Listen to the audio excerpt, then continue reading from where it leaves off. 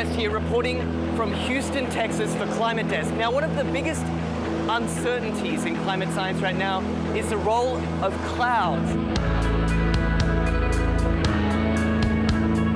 What better way to work that part out than flying right through them?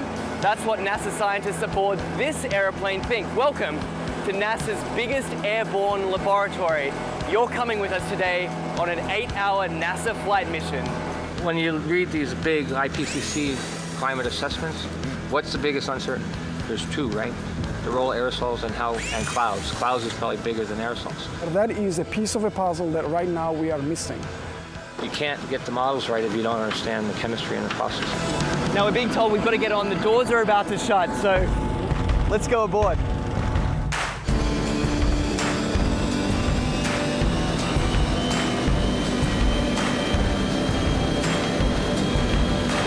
Every time you turn on the weather, every time you hear a climate change prediction, that information has to come from somewhere. And it starts by getting sucked out of the air from planes like this.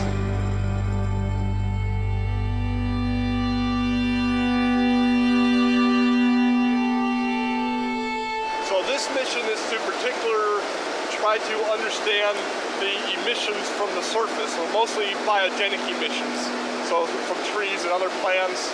Right now we're flying to our very first part of this experiment on the DC-8.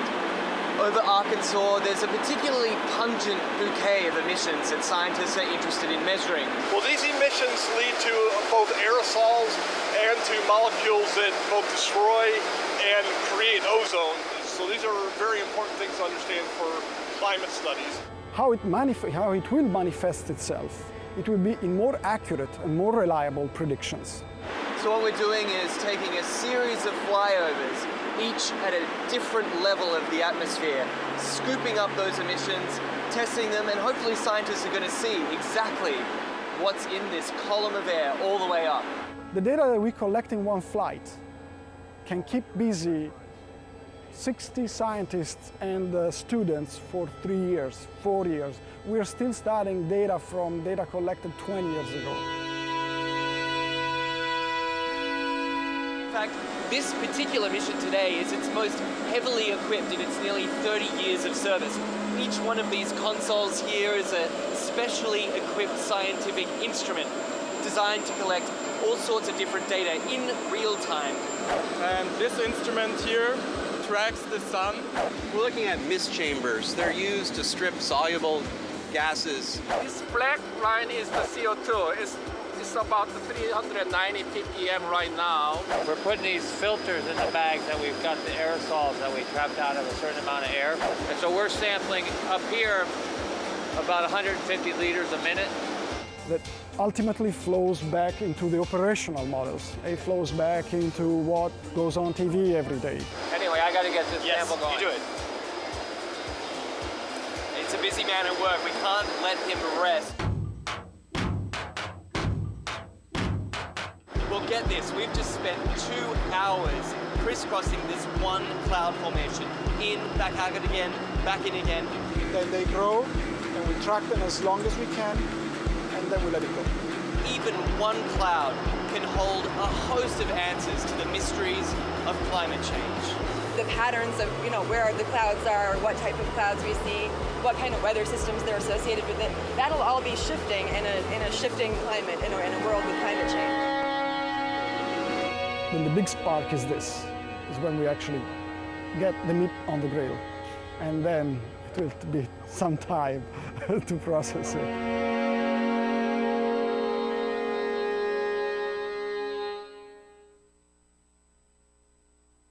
What the frack? What the frack? What the frack? What the frack? President Obama, are you fracking kidding me? Reopen the EPA studies. In Texas, Wyoming, and Pennsylvania. Fracking pollutes our oceans. Fracking poisons our water. Fracking makes climate change worse. Fracking relies on toxic chemicals that cause cancer. Ban fracking now. Ban fracking now. Go on.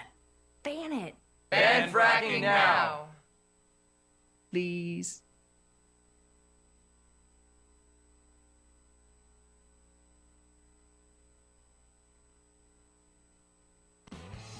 Broadcasting around the nation. On your radio, on your TV, and online.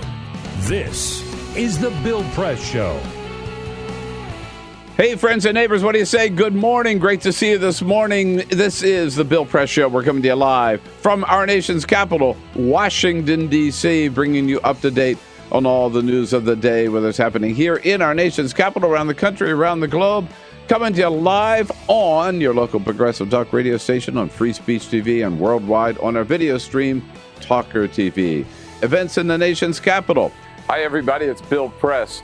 This year marks the 10th anniversary of doing the Bill Press Show every day, covering the news of the day with the nation's top newsmakers, either on the line or in our studio right here on Capitol Hill in Washington, D.C. Not only that, I go to the White House briefings every day to get answers to the top questions of the day.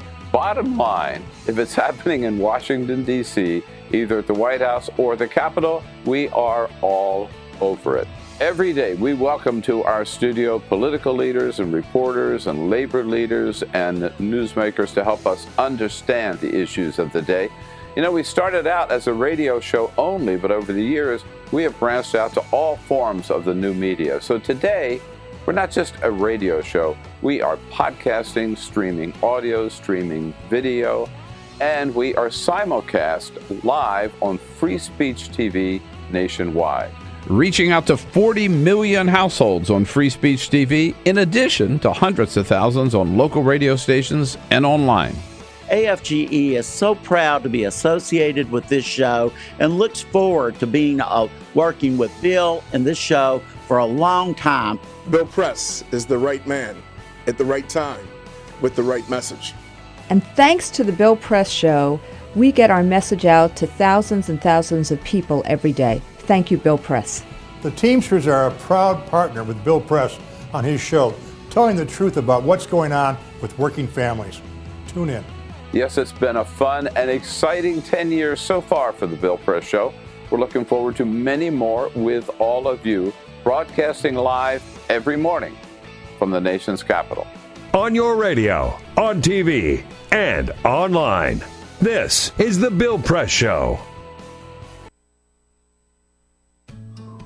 You wouldn't let money just blow out of your house.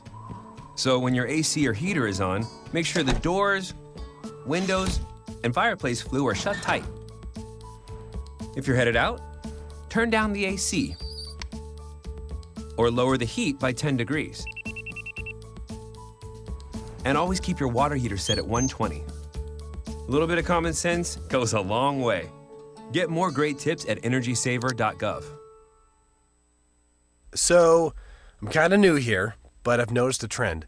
My human does this funny thing where she goes around and gets all my toys, and then she hides them in that basket by the door. You know, but it's always the same basket, and it's always in the same place. And then she acts so surprised when I find them, but, you know, she's putting them in the same basket. Again. It's like, hello? That's where you put it last time. You were the worst at hide and go seek.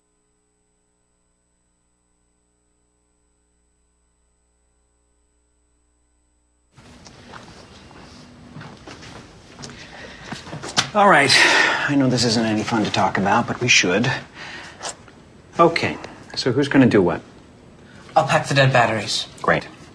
I'll only put what I don't need into a duffel bag. Perfect. That's totally unhelpful. No problem. Meanwhile, I will try to comfort everyone by speaking in a calm voice. And I'll try to get the generator going without any gas. Oh, let's not forget the cell phones, which probably won't work. Right. And who is going to handle supplies? I can forget to do a list for us. Thanks, pal. Well, I think we couldn't be any less prepared. I'm proud of you guys. Talk to your kids about who to call, where to meet, what to pack. Visit ready.gov/kids for tips and information.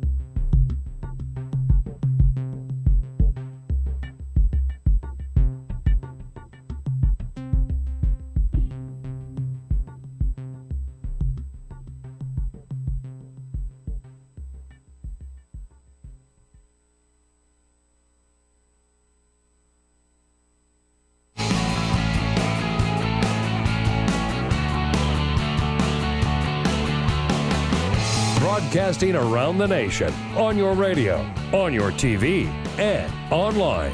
This is The Bill Press Show. Good morning and welcome to The Bill Press Show. I'm Sabrina Siddiqui, political reporter at The Guardian, filling in for Bill on this Friday morning. Good to be back with you guys. We've got a great show ahead to round out this week. We'll definitely be talking no shortage of 2016 with a bunch of wonderful guests coming up.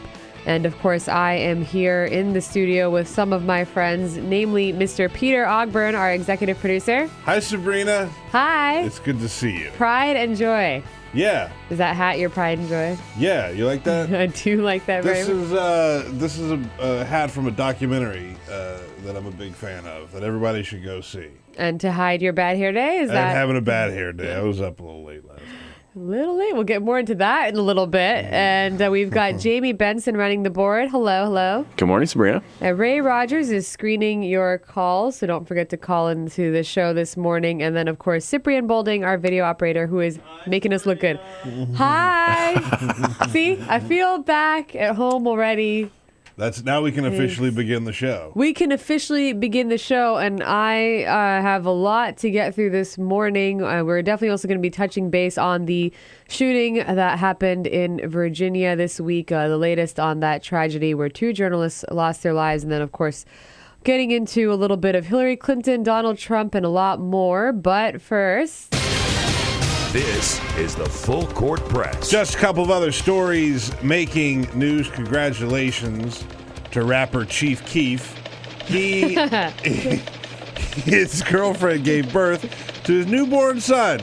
And so he named the child SnowFilmon.com Cozart because he has a new album coming out on his new record label, Film On Records.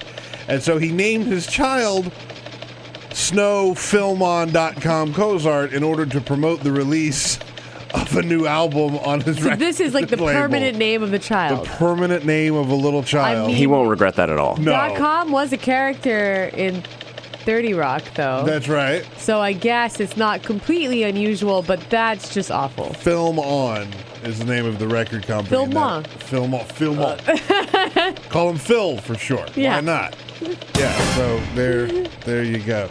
Hey, you use Facebook, right? Everybody uses Facebook. I do, the Facebook. The Facebooks. Yeah. On Monday of this week, 1 in 7 people on Earth used Facebook to connect with their friends and family. That is the note from Facebook CEO Mark Zuckerberg. He put on his page yesterday. That means, for the first time ever, 1 billion people used Facebook in a single day. That's the first time ever? That's the first time ever. I would have thought by now they would have reached 1 billion. Yeah, but you're right. Like, there are billions of people that use it, but some people just don't use it every single day. So he said, quote, "This was the first time we reached this milestone, and it's just the beginning of connecting to the whole of the end of the world." Yeah, right? It sounds a little ominous the way he puts it, right?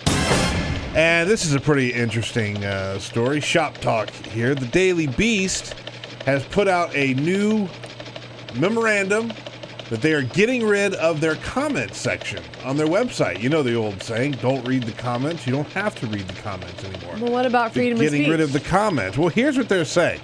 This is directly from their statement that they put out.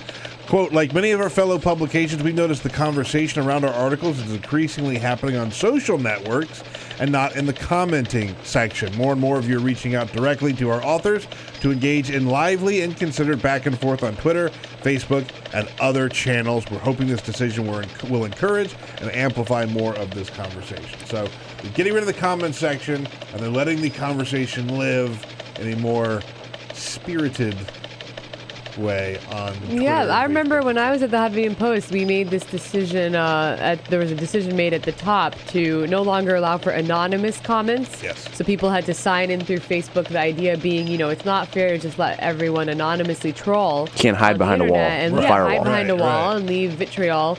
And it certainly decreased the number of comments because obviously when you have to get a Facebook account or identify yourself, people are less inclined to do so. But I think that I'm a big believer in allowing people to comment, but to do it, I agree, without having to hide behind some fake username.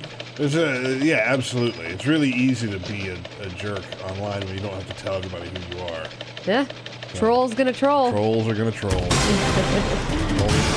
Don't read the comments. I never do. I never really do. It's probably smart.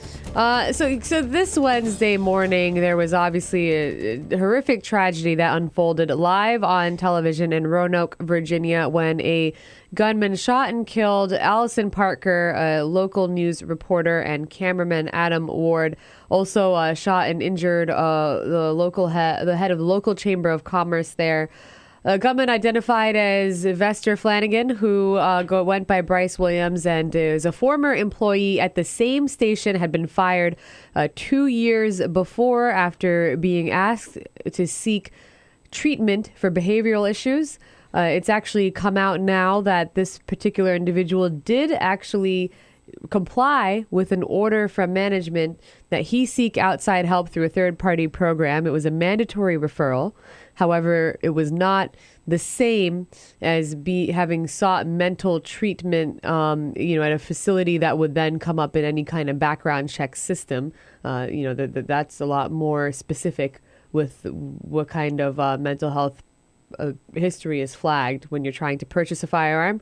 I think, Peter, this really shook up a lot of people, certainly in the media, because we're talking about two members of the media. The fact that this happened live on air, an absolute nightmare. And then you have this horror movie style situation unfold where while fleeing the police, this gunman starts live tweeting and posts his own recorded video of his crime on both Facebook and Twitter. Yeah. I didn't have the words for this because we just have this has been a particularly deadly summer when it comes to shootings. We had Charleston, we had the movie theater shooting in Lafayette, we have this one, and these are just the high profile shootings. There's obviously countless others. Yeah. This situation outside Roanoke is a horror show. It's a total horror show. And it's something that you honestly, it's like the script from a movie, the way that this all unfolded. But it's, not to take away from this particular shooting, but, we had several other deadly shootings that day, right? Mm-hmm. We have deadly shootings every day in this country. And the reason that this one resonates so much is that we actually got to see it. I mean, this is the horror that families go through every single time that there's gun violence in this country. And so we're acting horrified, as we should be, but we should also pay attention to, all of the shootings. This is what happens. People get outraged that, the New York Daily News put this cover out yesterday that is Allison Parker in her final moments. Yeah. From the gunman's camera angle, you could see her and the look of horror on her face as she realizes what's happening. And that's something everybody goes through that experiences gun violence. Family members, victims. That happens multiple times a day in this country. It does. About 88 people a day are victims of gun violence. That's the statistic. I actually interviewed for The Guardian, a survivor of the Virginia Tech shooting, who is now a policy advocate with Everytown for Gun Safety. That is the anti-gun violence coalition founded by former New York City Mayor Michael Bloomberg, who is obviously a very staunch advocate of stricter gun laws. And what he was saying, the survivor, was that he doesn't want to give any kind of notoriety to this gunman, and that it's absolutely horrific for that video to exist, for the family members to have had to see this. Both of these people in relationships, the cameraman's fiance and Allison Parker's boyfriend saw this in the control room. I mean, you can't even begin to imagine what that's like. But this particular, individual I spoke with, who was shot 4 times in the Virginia Tech shooting, said this is almost required viewing once, just because this really is the reality of gun violence. It's one thing to hear about it. It's one thing to read about it in the news. To live it is maybe what America needs to do. Yeah. To really finally understand what those few split seconds are like, because, it happens so fast. All of these is so fast. I mean, you think about the major mass shootings, Tucson, Aurora, Sandy Hook. This stuff happened within less than a couple of minutes. Yeah. I mean, we're talking about dozens of people in some of these situations who were killed and or wounded in a minute and a half. I mean, it's horrifying. Let's actually, Allison Parker's dad, Andy Parker, he's been making the rounds. You kind of said, families go through this every day.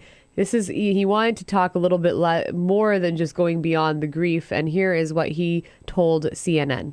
If I have to be the John Walsh of gun control and, I'm for the Second Amendment, but there has to be a way to force politicians that are cowards and in the pockets of the NRA to come to grips and make sense, have sensible laws so that crazy people can't get guns. It can't be that hard. And this is not the first time we've heard that. Actually, one of the shows that I guest hosted, one of the earlier shows, was after the shooting at Santa Barbara, at UC Santa Barbara, and one of the young men who was killed in that also took to the news and really, through all of his grief, said he's going to take on these politicians, take on the NRA.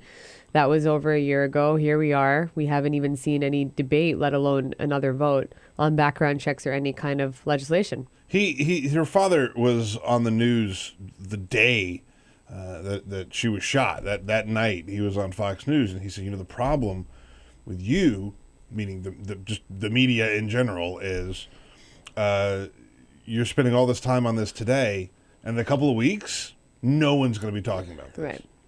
No one's going to be talking about this. And he's not wrong. He's not wrong. He's absolutely not wrong. Because, we don't like to talk about it. We don't like to confront it. We don't like to deal with it. I watched the video of the live thing happening and the video from the gunman's camera angle. It's not comfortable at all. But I think that aside from, family members, I think it's something that people should watch. You get to see what we're talking about when we talk about gun violence. Well, I would really like to hear from all of you on this subject. What will it finally take? You can call us at 866-55-PRESS. That's 866-557-7377. We actually do have Robert from Lawrence, South Carolina on the line. Good morning, Robert. Good morning. We need to start with a cradle to teach our children that they don't need to resolve issues with guns and carry it on up through school. That's the major problem, is the people's mindset. True, it's absolutely true, and I think that there's a lot of different ways of getting at what their origins here are when it comes to this kind of violence, and then obviously the easy access to firearms allows young children who are angry and then troubled individuals to then act upon that violence. But we do want to keep on hearing from you. If you have any thoughts, give us a call. But we're going to take a short break, and we will be back with you shortly. Keep on watching The Bill Press Show. On your radio, on TV, and online. This is The Bill Press Show.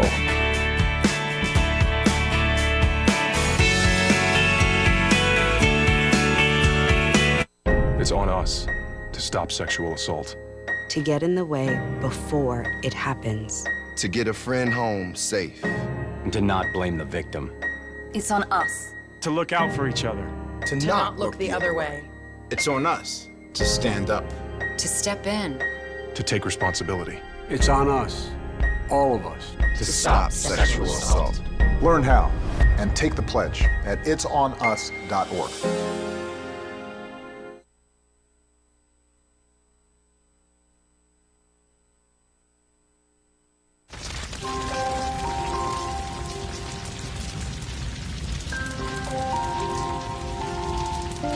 A single ember that escapes from a wildfire can travel more than a mile. That single ember can ignite and destroy your home or even your community. You can't control where that ember will land, only what happens when it does. Get Fire Adapted now at fireadapted.org. Columbine, Virginia Tech, Tucson, Aurora, Fort Hood, Oak Creek, Newtown. Newtown, Newtown. Newtown. How many more? How many more? How many more colleges? How many more classrooms? How many more movie theaters?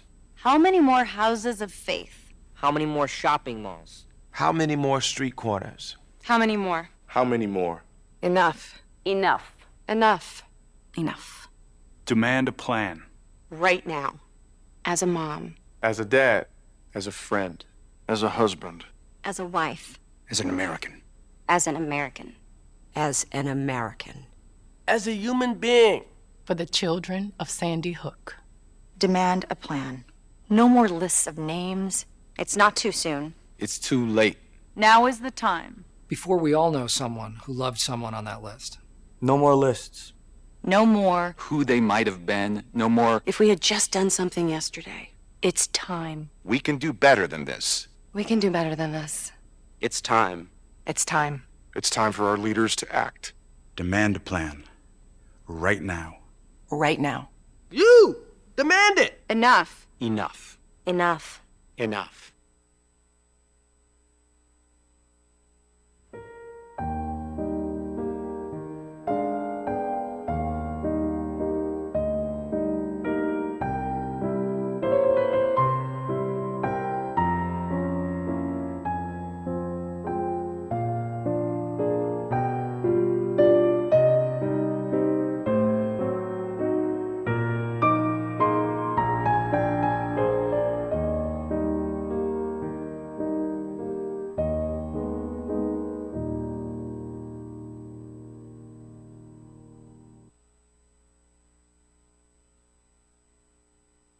I grew up in the housing projects of Cleveland. I didn't even know that life could be any better than it was. Education for me has been a way to get away from the agony of what was normal life. I want to be able to impact the community, not just look back on where I came from, but to reach back to where I came from and pull some people up with me. My name is David, and I am your dividend.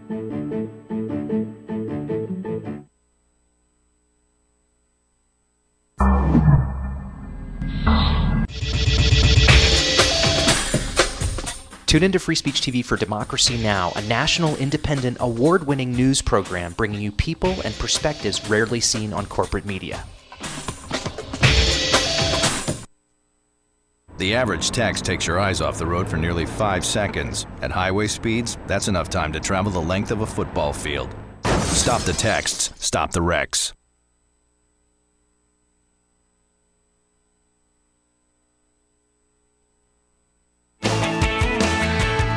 The most valuable morning radio show, according to The Nation magazine. This is The Bill Press Show. Welcome back to The Bill Press Show. Sabrina Siddiqui here, political reporter at The Guardian, filling in for Bill this morning. Before the break, we were talking about the latest on the Roanoke shooting. Certainly the politics of gun control have never been easy, as we learned after the Sandy Hook shooting at Newtown, Connecticut in late 2012, December. A few months after that, the Senate weighed expanding background checks, wouldn't even overcome a filibuster there, and then we never heard about it again. Let me ask you a question, because this latest shooting seems to have really ignited something in America, right?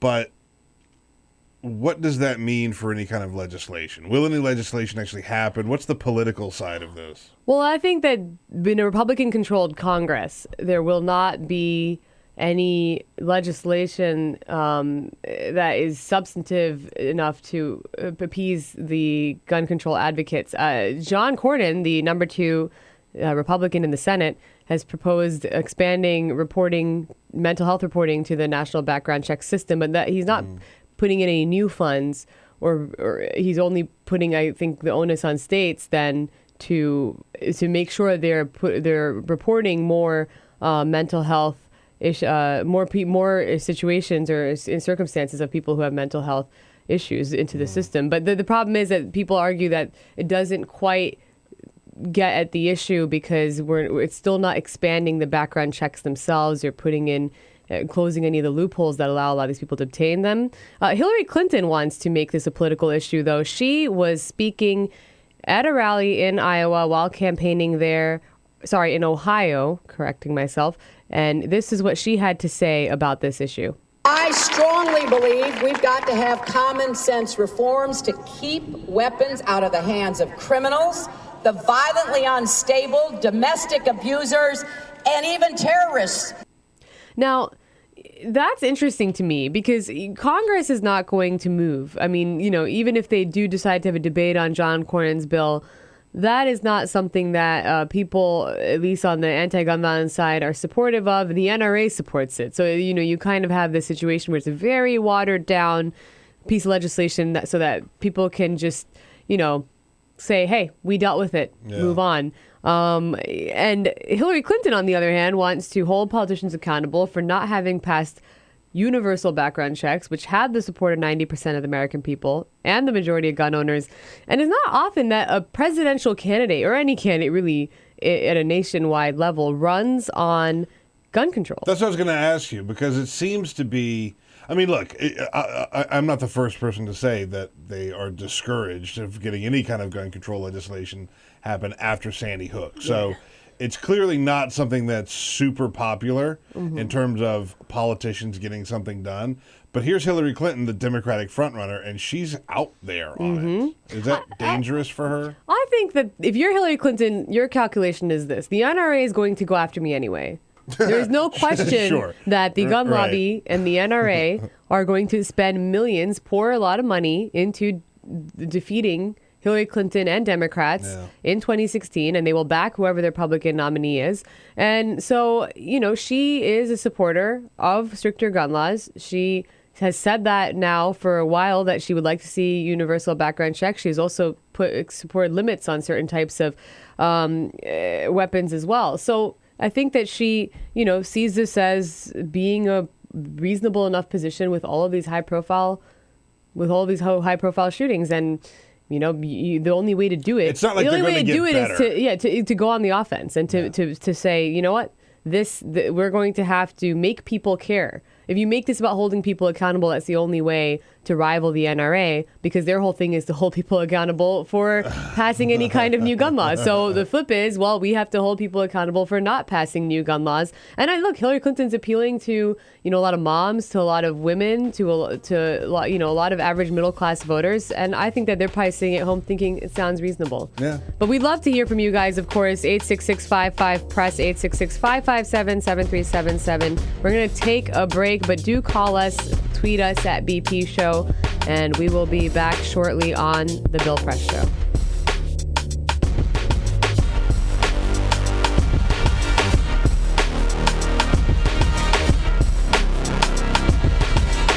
This is The Bill Press Show. Hey, Free Speech TV world, it's Mama and the Mooks here at the Stephanie Miller Show. Hello. Good morning. Seinfeld was about nothing. I think the Stephanie Miller Show is about everything. A little bit everything. Yeah, a it's kind of everything like thrown into a blender and we hit frappe. Right. With wine poured in. Right. Senators, fart jokes, politics, pop culture, entertainment. Drinking. Random stray thoughts.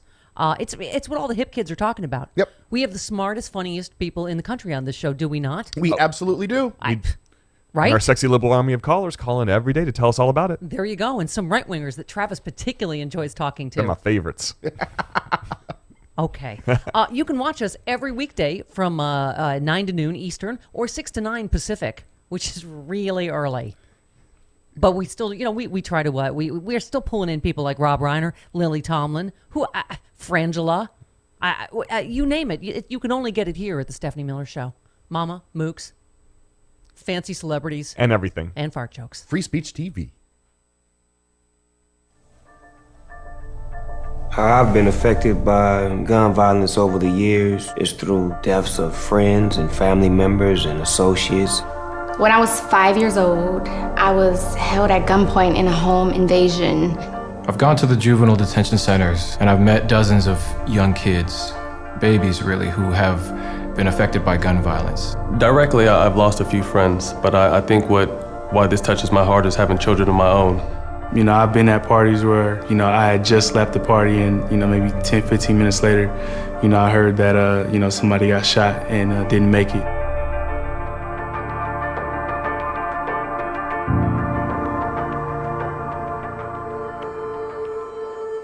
There are a lot of people benefiting off of our pain, and it's time we do something. I'm here to unload my investment because I think that it's important that we start kind of seeing where our money is going. It's time to go to your financial advisor and demand that there are no gun investments in your 401k. Even if you don't have investments, you can still help spread the word. This is something everyone can do. So if you push your people that have 401ks, it might be your grandma, it might be your cousin, this effort can make a big impact.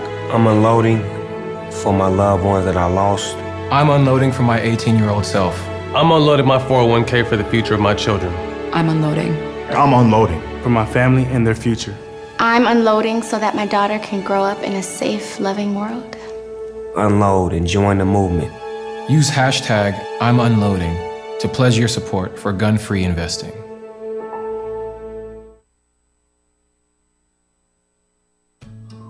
You wouldn't let money just blow out of your house. So when your AC or heater is on, make sure the doors, windows, and fireplace flue are shut tight. If you're headed out, turn down the AC or lower the heat by 10 degrees. And always keep your water heater set at 120. A little bit of common sense goes a long way. Get more great tips at energysaver.gov. So, I'm kind of new here, but I've noticed a trend. My human does this funny thing where she goes around and gets all my toys, and then she hides them in that basket by the door. But it's always the same basket, and it's always in the same place. And then she acts so surprised when I find them, but, she's putting them in the same basket. Again. It's like, hello? That's where you put it last time. You were the worst at hide and go seek.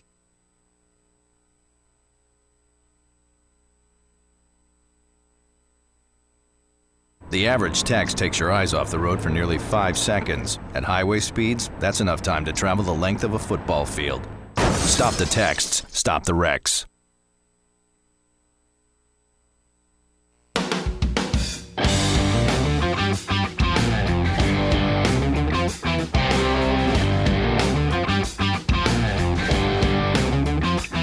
Connect with The Bill Press Show on Twitter. Follow us at BP Show and tweet using the hashtag WatchingBP. This is The Bill Press Show. Welcome back to The Bill Press Show. Sabrina Siddiqui with The Guardian here to take you through this Friday morning. I feel like it wouldn't be Friday or any day. We did not talk about the Republican frontrunner for president. Oh, yeah. The Donald. Now, look, I just have to say something really quickly. This is my general disclaimer for people who don't like us talking about Trump. Because every time we talk about Trump, they go, I can't believe you're talking about Donald Trump. I can't believe you're giving him the time of day. I can't believe you would spend time talking about him. He is winning in every poll for the Republican nomination. There was another one that came out yesterday that showed that he's only making his lead even bigger. He's double digits. I know it's early, so I don't want to try to say that this is like definitive, or that he's like pulling away for good, but he is widening his lead over his competition. Well, he's not only competition. I apologize on behalf of Peter. Don't apologize. Don't apologize. Time is money. If we had like a jar where you had to every single time you don't apologize. We're a tool. So here's the thing. I agree that a lot of what he says and does is just silly. And we don't have to write every single thing that Donald Trump says and make it a headline. Having said that, he is not only topping the polls consistently, and I'm not saying that means that he's going to be the nominee, but it means he is taking momentum away from more credible candidates or potential nominees. He's certainly having an impact on people like Scott Walker and Marco Rubio, who are not getting their share of the vote because he's taking a lot of it away, or soaking up a lot of the attention, I should say. And most importantly about this story is that he is having a profound impact on the Republican primary process and thus the eventual general election contest. Yeah. There's no question that the comments that he's made about immigration, about women, that this is all, especially immigration though, because in this case, he's getting at the issue that really riles up the base, but is a really contentious issue for Republicans. There will be consequences whenever the eventual nominee is facing off against Hillary Clinton or whoever the Democratic nominee will be. Yeah. I mean, they already are coming into this at a disadvantage with Latino voters and minority voters in general. Now you have someone who has pushed them into a debate over birthright citizenship after having said that, most Mexicans are rapists and murderers. I mean, this is the ones that are coming here. The ones that are coming here, exactly. Yeah. And I assume some of them. Not that that's much better. I don't know why I tried to make it sound much better. But he said, and I assume some of them are good people or something like that was what he said. But actually, he got in a confrontation with Jorge Ramos, obviously anchor for Univision, who's like the known as the Walter Cronkite of the Spanish language media. Yeah. And Jorge Ramos had confronted Donald Trump at a press conference about, what he would do with undocumented immigrants, whether he was just going to deport them all. And he was aggressive in his line of questioning. But Jorge Ramos said, look, this is personal for me. This impacts my community. And, it was this back and forth. Jorge Ramos got kicked out by Donald Trump's security, personally escorted, came back, confrontation continued.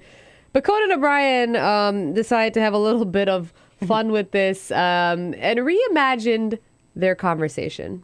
That Latino reporter was a madman. He was like a motorized piñata full of hot sauce. Mr. Trump, you can't say that. No, stop. Listen, I'm telling you, Conan, Speedy Gonzalez ran right at me. Look, those are all offensive stereotypes, sir. Hold on. Stop talking. My assistant just brought me a printout of more stereotypes. Okay, hold on. How do you pronounce that, sweetheart? I guess Conan O'Brien was imagining a conversation with Donald Trump about Jorge Ramos, not reimagining the conversation between the two themselves. But first of all, that impression is... It's pretty good. It's pretty good. That's pretty good. They use it a lot. I don't know about... They use it a lot. It's good. I don't know about you. Impression. Go on. Yeah, you have a pretty good Trump. I don't do a good Trump. He does an amazing Bernie. Monster. I'm a monster. Well, good to be with you, Bill. Bill was, in fact, with Bernie. By the way, can I just say, Democratic National Committee meeting. Unsolicited plug for our Twitter at BP Show. At BP Show. Bill is not here because he's in the mini app. He went to go and... People call it the mini app, Sabrina. No one calls it the mini. This is you've used so many of these this morning, more than usual. Now you're encouraging me. Yeah, I know. And now I'm going to throw my tea in your face. Encouraging me. Bill was in Minneapolis. See how long that took? And he had precious airtime. He had dinner with Bernie last night. He had dinner one-on-one with Bernie. He was feeling the burn. And he tweeted out a photo of him and Bernie. They went to a very nice restaurant. Thank you very much, Bill. So we're at BP Show. At BP Show, you can see a picture of the two of them. You could see an exclusive photo of Bill and Bernie. Bill and Bernie. I would watch that show. I would actually watch that show if it Bill existed. is probably spent half of the dinner angling for what job he would get in the Sanders administration, right? Like he would be ambassador to France, or he wants to be like running the White House bowling alley or something like that, right? Like that's what he's doing. I would fully support Bill serving in any administration, but so Trump, back to Trump though, having said, I think that one of the interesting things though, you mentioned that he's still rising in all these polls. And there was a poll, that Quinnipiac poll, that asked voters for the first word that they associated with some of these candidates, though. And for Trump, the words that came up were idiot, clown, arrogant. Yeah. One of them was businessman. Sure, I guess you could be all of those things. So it seems the general electorate doesn't quite view him the way the primary electorate does. They seem to have more sense than primary voters. Well, this is where we are coming from as a progressive show, right? Where we know that. This is why Bill is just like, please let this Trump thing continue. Mm-hmm. Please let Donald Trump get the nomination for the Republicans, because there is an army of women, Latinos, minorities who will come out of the woodwork to vote against Donald Trump, right? Like, we know that they're there. They voted for Barack Obama. And Anita, who's on the phone from San Antonio, has some thoughts. Good morning, Anita. Good morning. Yeah, what does it say about the Republican electorate when every time Donald Trump says something insulting to women or Hispanics or whatever, he rises in the polls? I mean, we kept hearing that he doesn't represent the Republican Party, but apparently he does. That's actually a very good point, because the whole notion is, well, now that he said this, at least that's what the establishment claims, we'll see a change. This is where he's going to run out of steam, because that went too far. But it's been the exact opposite reaction. Rebecca from Fort Worth, good morning. Hello. Yeah, I live in Texas. I just don't like anything I hear from him. This is one person that lives in Texas that doesn't support him, and neither does my mom. She makes fun of him, too, and stuff that he says. And the things he does and says is very prideful, like, oh, I do this, and I do this, and I whine because, and anyway, he says he's very spiritual and won't talk about the Bible. But I was raised a Christian. The Bible speaks of pride going before a fall. When people are very prideful like him, he cannot sustain it forever. And there's like other people talk about karma, and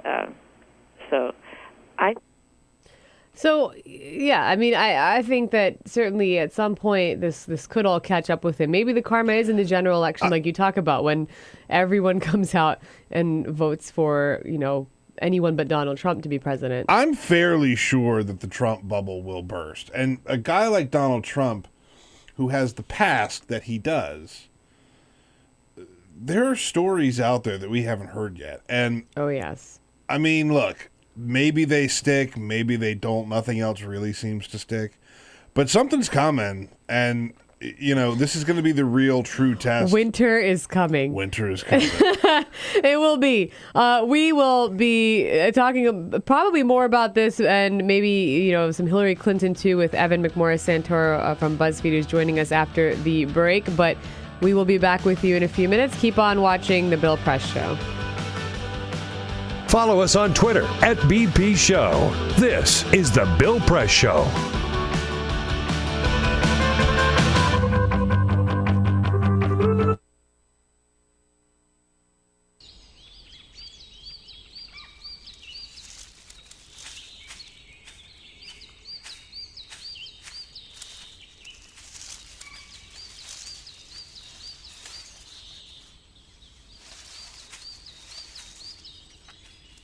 At Earth Justice, we defend the environment in the courtroom. Join our fight. When you take a seat, you take a stand. Earth Justice, because the Earth needs a good lawyer.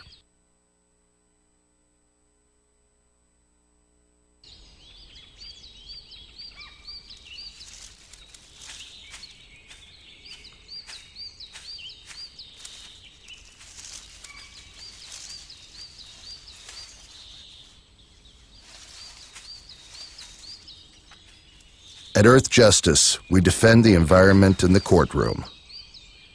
Join our fight. When you take a seat, you take a stand. Earth Justice, because the Earth needs a good lawyer.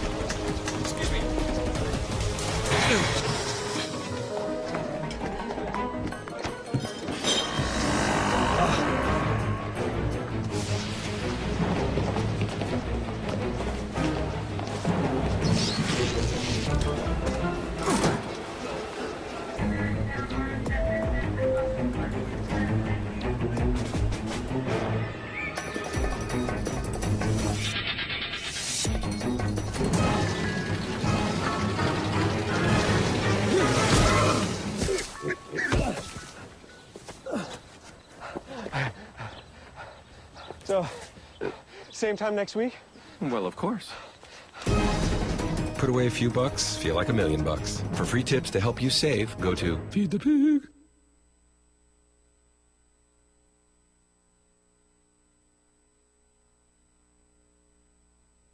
I grew up in the housing projects of Cleveland. I didn't even know that life could be any better than it was. Education for me has been a way to get away from the agony of what was normal life. I want to be able to impact the community, not just look back on where I came from, but to reach back to where I came from and pull some people up with me. My name is David, and I am your dividend.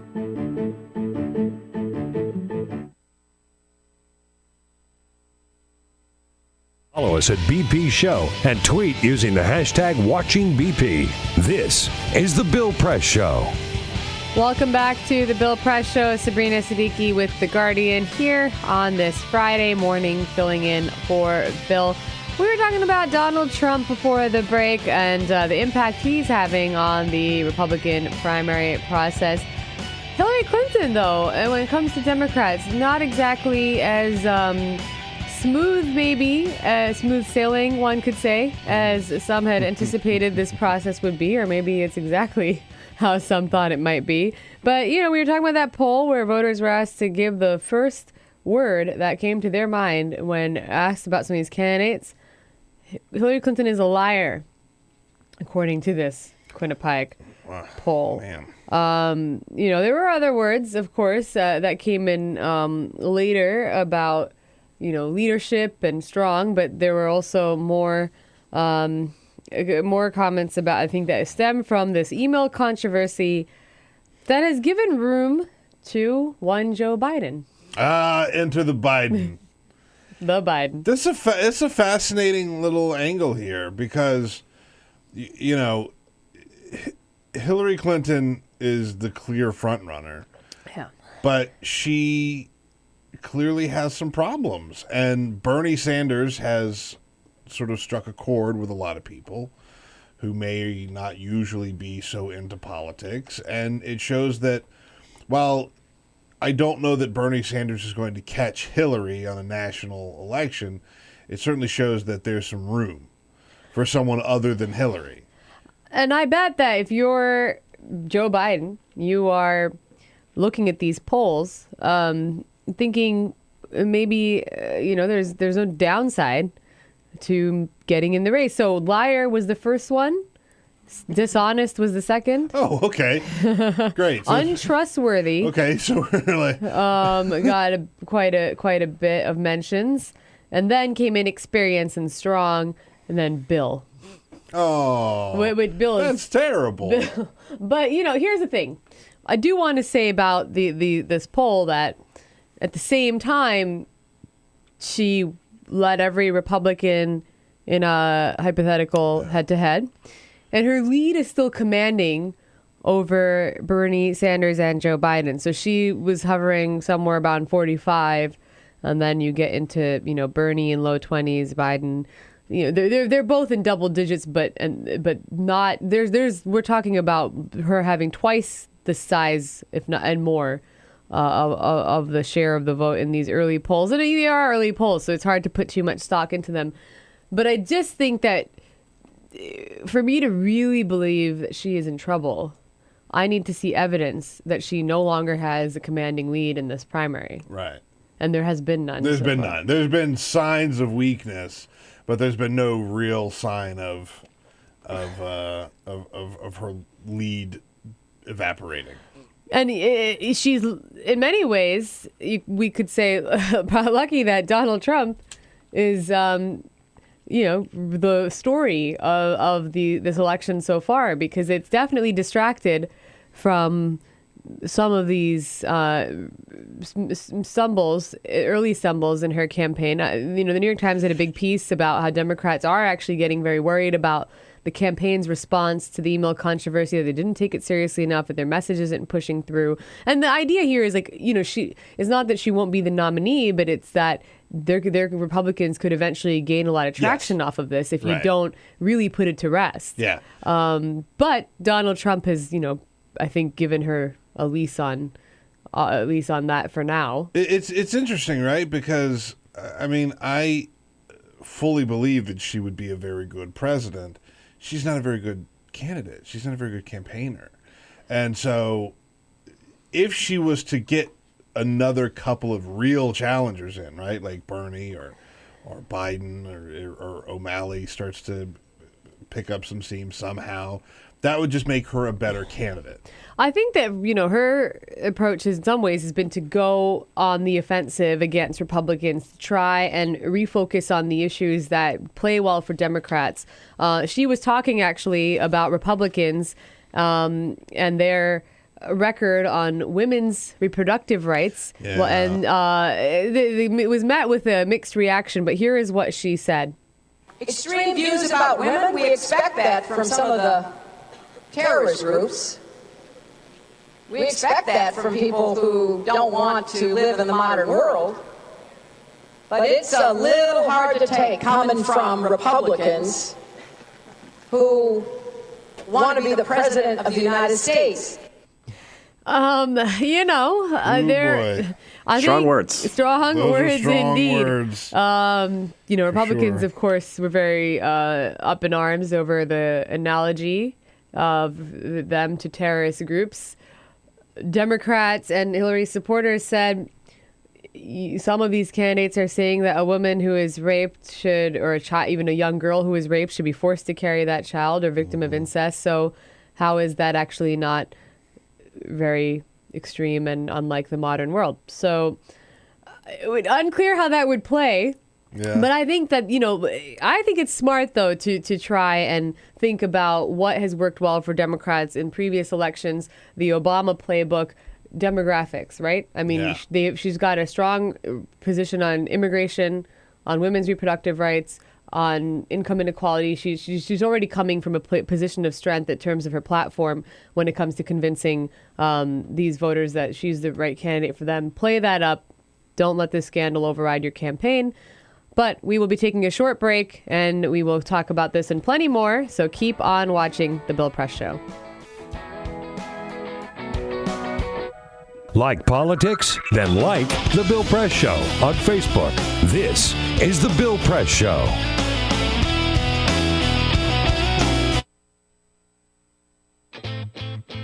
What gets you into college? Good SAT scores? High GPA? Lots of extracurriculars? Sure, but what you really need is money. If you don't have the cash, you'll need a loan. And we mean huge student loans because the cost of college has risen 1,000% in the last 30 years. This means big money for the banks that collect fees and interest. Now, millions of young people are starting their adult lives with an average of $29,000 of loans on their backs. Altogether, we're talking $1.2 trillion in student debt. And more people are finding it impossible to pay them back. Welcome to the student debt crisis. The increasing demand for higher education and cuts to state funding gave colleges a huge incentive to keep inflating prices. I graduated about a year ago, currently in $35,000 of debt. I am in debt about like $25,000. I owe $23,000.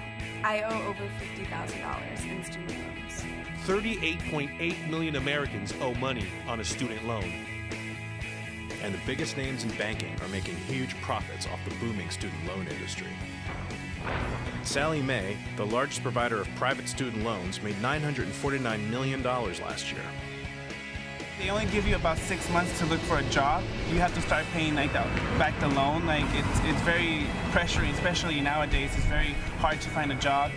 Over half of the students graduating in 2012 could not find a decent paying job. They either had low-wage jobs or unpaid internships or were unemployed altogether. So you can't make the payments. You start incurring late fees, which makes the loan even harder to pay off. And it stays with you for years, even decades. Right now, a third of the people who started repaying their loans are delinquent or in default. That's 13.7 million people, more than the populations of Chicago, New York, and San Francisco combined. Worse, it's not just the borrowers who are in trouble. Many loans require co-signers. So if the student is unable to pay, that co-signer, a father, a mother, or a grandparent, is now on the hook. Even a grandparent's Social Security benefits can be garnished to pay the loan. We should have an answer to this. If you get really behind in your car payment or your credit cards, you can file for bankruptcy. But Congress has made it nearly impossible to discharge student loans through bankruptcy. Big institutions make big profits while students try to make ends meet under crushing debt. Is this how we want our education system to work? The whole point of going to college is to get the career you want, but lately that's been discouraged because no one can afford school. You get a job just to pay off your student loans. We need higher education, not higher debt. Sign up to end the student debt crisis at higherednotdebt.org.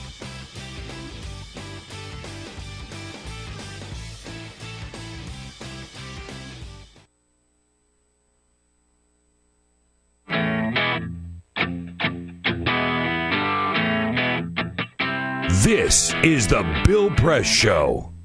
Welcome back to the Bill Press Show. Sabrina Siddiqui with The Guardian, guest hosting on this Friday morning. Barack Obama, the president, was in New Orleans yesterday commemorating the 10-year anniversary of Hurricane Katrina. He didn't go eat anywhere fun. I was pretty bummed out. He just kind of got in and out. He did, although he did, I think, joke about Greece. And you got to have the grease or you're not really experiencing New Orleans. He also, but he spoke about, obviously, the tragedy there 10 years back, the way that the people came together, came through. Let's take a listen to a clip of his remarks. And we came to realize that what started out as a natural disaster became a man-made disaster, a failure of government to look out for its own citizens.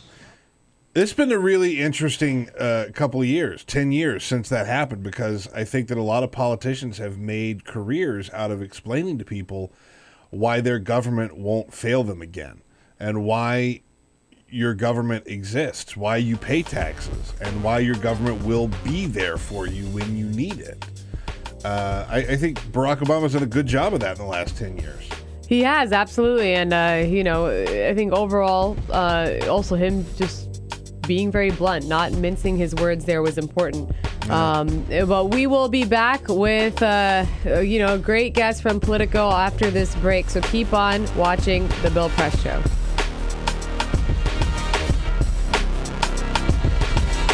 This is The Bill Press Show.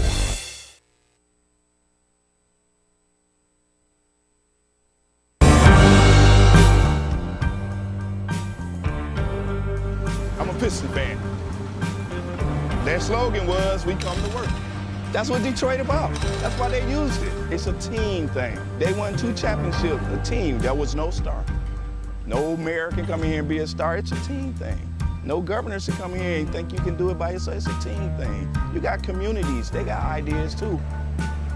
The only thing wrong with Detroit, people have lost hope here. Residents, city workers, so much corruption. They lose hope. But I grew up here. I love this city. I think it can come back.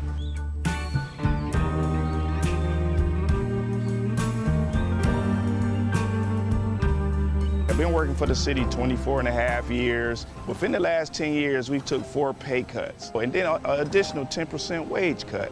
I've lost a home. When you take all of the decisions out of the city of Detroit, all of us, then what do you have? Exactly what we got. A lot of problems.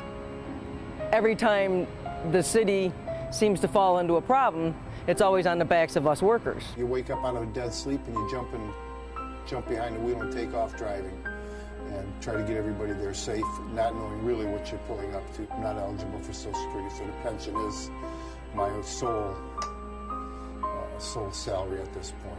We've been in business here 39 years. We've seen a lot of changes in Detroit. The area was a lot of industry, a lot of city workers. It's getting very tough for the city workers. It's getting tough for us as a business people. Response times are increasing because of the closing of companies, which takes your insurance rate through the roof. So all the things that affect us affect the citizens. I work for the city in different capacities for 29 years. I feel like an old jacket. They use me up and they throw me away. In my condition, nobody's gonna hire me. I'm 68 years old. Half the times, I can't get my blood pressure medicine. It's either feeding myself blood pressure or paying bills. $754. By the time they take all the deductions for I have my car insurance, my house insurance, and my health insurance taken out. So the time they take all that, I'll get about $300 after they take all that out. I don't understand it. I can't see how the governor's allowing this to happen and what they're doing and they want to blame it all on the seniors. Not only the seniors, but the city workers. And we worked hard. I know I worked hard. I've been in Detroit since 1946. I was 14 years old when I came in. I don't live large at all. I wish I could. I don't know when the last time I've been shopping. I only get $1,100, and I'm 81 years old. And I need every penny that I can get and that I do get. And I'm very, very upset about the idea of them taking away my pensions that I worked 30 years for. I think it's terrible that they talk about Detroit like they do, because Detroit has been very good to me. I have a lot of city workers coming in with their uniforms on, Detroit Water Department, Police Department, Fire Department. I get a lot of people, the Border Patrol come in. So if I lose that customer base, I'm going to be in a position where I might have to close down. If they take away their pensions, if they start cutting jobs, it's going to cut into a large percentage of not only our business, but other businesses that are in the city of Detroit. We're here. We've been here for 26 years. We're still trying to do business in the city. Detroiters are survivors. They tough. They adapt. But only can do so much when your politicians are ahead of you and we're not on the same team. We're not going to let Detroit be erased, bulldozed to where we're going to fight to the bitter end. Detroit going to survive.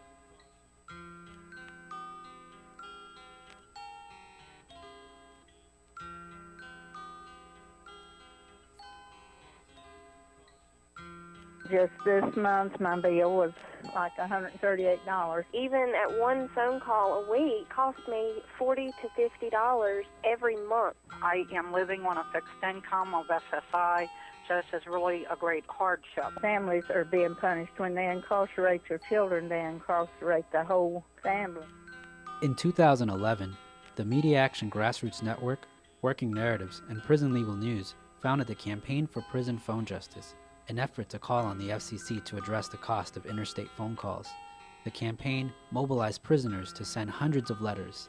Advocates and families filled out postcards, met with elected officials, and signed petitions.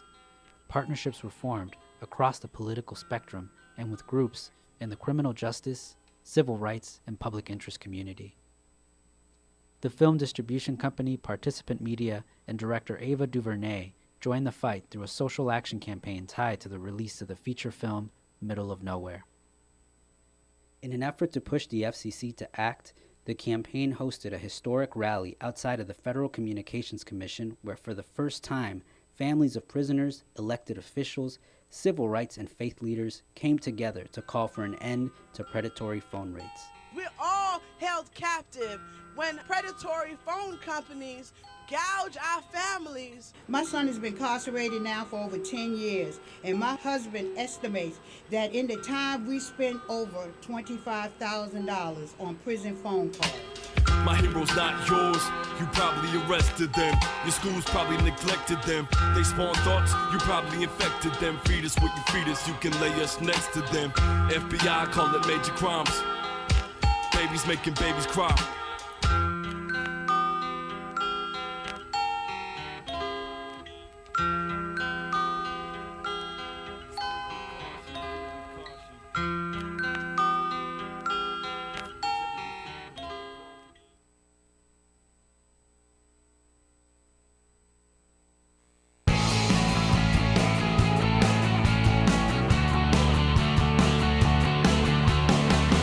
Broadcasting around the nation, on your radio, on your TV, and online. This is The Bill Press Show. Welcome back to The Bill Press Show. I'm Sabrina Siddiqui, political reporter at The Guardian, and filling in for Bill on this Friday morning. We are in hour 2 of our show this morning, and wouldn't have been able to do it without some help from my friends. Peter Ogburn, executive producer. Hello. Hi, Sabrina. Hello. You're still here. Happy Friday. Happy Friday. Despite my many attempts to leave, I'm still here. He's still here. Jamie Benson is running the board. Good morning. Good morning. Can you believe Peter is still awake? I know. Come on. Having a Sorry, rough it's Friday. morning. That's hurtful. Aw, I'm sure it hurt your feelings. Ray Rogers is screening your calls, and Cyprian Bolding, our video operator, is making us all look good on camera. And in studio joining us now, Kevin Robillard, political reporter for Politico, and you can follow him on Twitter at Politico Kevin. Good morning, Kevin. Good morning. How's it going? Pretty well, I like to think. Yeah, no, you like to think. We always do. Now, Kevin's going to be running down some Senate races for us, some governor's races maybe too. But first... This is the Full Court Press. Just a couple of other stories making news. Okay, so Tesla Motors, they have a new vehicle coming out. It's the battery-powered all-wheel drive Model S called the P85D. And Consumer Reports took a look at this car. And when you have a Consumer Reports situation where they're looking at the cars, you could get a score of 100. Unless you are the Tesla Model S P85D. The car performed so well that Consumer Reports gave it a 103. They said the combination of power and efficiency was so off the charts that they had to recalibrate the ratings methods to, quote, account for the car's exceptionally strong performance. It was given a score of 100 that set a new standard for perfection. Does anyone know anyone who drives a Tesla? I feel like it's the car that I always see in the mall. Well, this is the problem. The problem, of course, is the affordability factor with the Tesla. They are not cheap cars. Yeah. So while it performs, you pay for that performance. Tesla claims they're working on a cheaper one, which I think is still like $40,000. Right. It's in the pipeline somewhere. Yeah, they're going to have to figure something out because it's just way too expensive. Yesterday, a big announcement from Instagram. You know, if you go on Instagram, you can just put up the square photos, right? Not anymore. Not anymore. Look at how excited she got. You could do portrait. You could do landscape. You could put any photo you want up on the Instagram now. Because making America great again. Making America great again. See, this is I think it's hashtag doing too much. You think it's too much? Doing too much. You think it's too much? I kind of agree with him. I kind of like the limitation of it.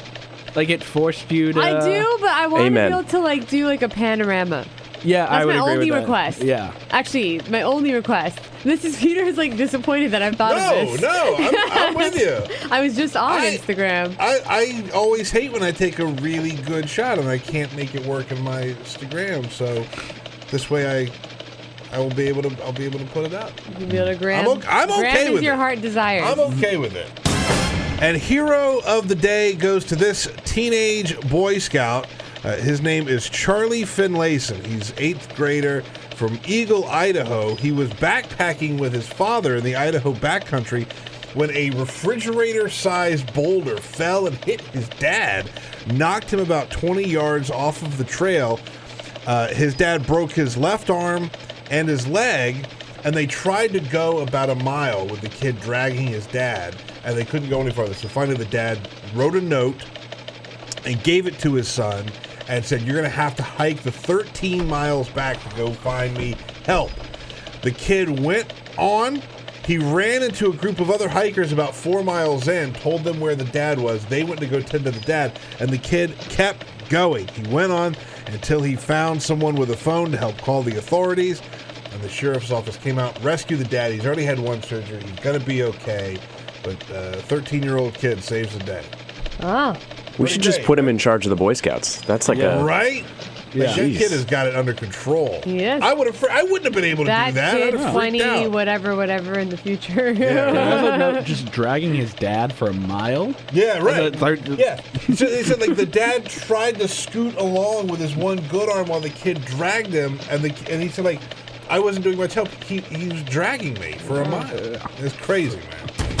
So, Kevin, you have been following some of the Senate races, governor's races. We spent a lot of time here talking about 2016, the presidential context, but also a very big year in the Senate. Now, Republicans, of course, swept control of the Senate in November. But the odds are not as favorable, or are not perceived to be as favorable to them next year in 2016. What have been some of the most interesting races to watch, and how is that actually shaping up? Is it even accurate to say that they are facing tough odds and holding on? I mean, the map is just so bad for them, really. They're defending pretty much, most of these presidential swing states have a competitive Senate race, and all of them, the Republican is the incumbent, almost. Yeah. The one exception to that being Nevada, which is now an open seat with Harry Reid retiring. But they're defending so many seats, and they're just not on offense. There's not many seats they can win in the other direction. So the odds are still not great for them. Depending on who you talk to, the odds of them keeping control of the Senate are somewhere between 1/3 and 50%. Democrats do need to win a lot of seats, and the other thing is Democrats will probably then lose control of the Senate even if they win it back in 2018 because they have a terrible map then. But things do not look great for Republicans. Now, one of the things I'm curious about is in some of these seats, there's been some Democratic infighting over, who the candidate should be. One of them would be certainly Pennsylvania. Yeah. And then Florida, too, with Alan Grayson. The last person Democrats would have wanted, deciding to throw his hat in the mix. Can you kind of run through those? Because so just for background, now Pat Toomey, incumbent Republican in Pennsylvania, had been seen as a target for Democrats and among the Republican incumbents, although he's been fundraising quite well. His numbers are also on the early side looking good. And then Florida, of course, Senator Marco Rubio has decided to run for president and not ask for a special Rand Paul-esque law to hold on to his seat. Yeah. All or nothing for him, which led to then an open contest in Florida. Yeah, I mean, so in Pennsylvania, I think one thing people have given Toomey a lot of credit for, Toomey came in with such solid right-wing credentials, probably putting him to the right of Pennsylvania as a state, that he has been able to moderate on a lot of things. Particularly gun control has been something where he's gotten a lot of praise and has handled that very well. Remember, he teamed up with Manchin, and they were the lead sponsor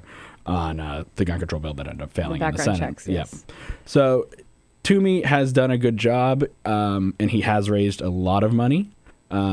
He's right now about 15 points up on both the potential Democratic challengers there, who are Joe Sestak, who he beat in 2010, and Katie McGinty, who is a former Al Gore and Ed Rendell aide, who made a unsuccessful run for governor of Pennsylvania in 2014. That name Joe Sestak is a blast from the past. Yeah. He is still around. He really never stopped running. Right. But he, popularity-wise, he remains popular with the Democratic base. He remains not very popular with the Democratic establishment. If you talk to some of the congressmen or state party people in Pennsylvania, they remain. It's not that they necessarily full on dislike him. Some of them do full on dislike him. A lot of them just are sort of baffled by him. They don't understand how he operates sometimes, I think. So, for example, one thing he did when he announced that he was running again, he walked across the state of Pennsylvania, which is something like 400 miles. And they all were like, this just seems like a weird stunt. Like, you're getting some earned media from this, but shouldn't you be doing traditional rallies? So he makes decisions that are different than a typical politician, and I think that maybe unnerves some people. McGinty really has only just gotten into the race. She was Democrats have been looking for an alternative to Sestak. She sort of emerged as one. So it's still a little early to evaluate how she's been doing. But right now, both of them aren't doing great against Toomey, but everyone expects that race to tighten. Chances are the Democratic candidate will win for president will win Pennsylvania. So it's hard to see a Democrat winning Pennsylvania on the presidential level and Pat Toomey winning by 15 points. That just wouldn't happen. Right. And in Florida, what I find interesting is, when Marco Rubio was weighing his presidential bid, these reports actually surfaced after the fact, where, Mitch McConnell and even John McCain reportedly, appealed to him to rethink or reconsider or maybe not jump in because of his Senate seat being at least one of the few incumbent seats that I think Republicans in a swing state felt like they probably don't need to worry about. You know, Rubio's still popular in his home state of Florida, not as competitive as some of these other races would have been. Of course, both parties in this situation denied that was the case. Mitch McConnell said, no, we would never influence his decision. We just went to get an update. We'll never really know. But that's left, a pretty, a pretty big target for Democrats, except one Alan Grayson has decided that he would like to go for it. Yeah, so there has been, because there are a number of Democratic primaries, there's been sort of this idea out there that this is sort of like the Republican or the Democratic equivalent of like 2010, where Republicans had a bunch of seats they should have won and then primaries ruined it for them. Right. This is 2010 and 2012, so Todd Akin, Richard Murdoch, people like that. This is really, the rape candidates, if we want to use shorthand. This is really the only one where the Democrats find themselves in a situation like that. Alan Grayson, he's Alan Grayson. He's very brash. He's consistently entertaining if you're a reporter. But Democrats believe that he could totally blow their chances of taking that Senate seat, particularly because in Patrick Murphy, they have someone who the Democratic establishment loves, who has the ability... Stable, standard, almost milquetoast Democrat. But the thing is, despite that, he raises money incredibly well, and he also has some ability to self-fund. The interesting thing is Grayson also has an ability to self-fund. Part of the reason Grayson is running against Murphy is Grayson does not like Murphy personally, because Grayson is a self-made man. Grayson made his millions on his own, whereas Murphy sort of inherited his from his family. And Grayson apparently has some... that makes him mad, I guess. So did many other politicians, I must say, though, inherit that money from their families. Yeah. But I mean, if you look at it, Grayson earlier this week told the reporter, Patrick Murphy is nothing as a congressman. He is nothing as a person. Ooh. So, you look at that is some intensity there. And I think it's even beyond just the primary. So it's the mean. the intensity of Alan Grayson wanting to attack Patrick Murphy is what scares Democrats the most. Yeah, I can see that. I would love to talk a little bit more about this. I mean, I feel like this is like the untold story of this election cycle. Is that the Senate is still such an important piece of this, because at the end of the day, that's what Obama faced, is opposition from Congress, and if there's no turnover, if you're Hillary Clinton, we're back to square one. So we'll talk more about that. We're going to take a short break. Keep on watching. Kevin will be with us, and stay tuned to the Bill Press Show.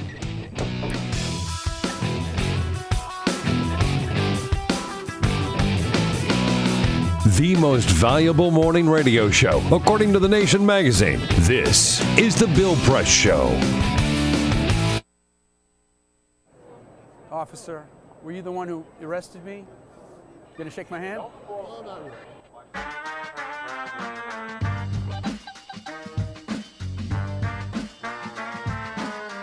So I got invited to host a vigil called Carry the Names.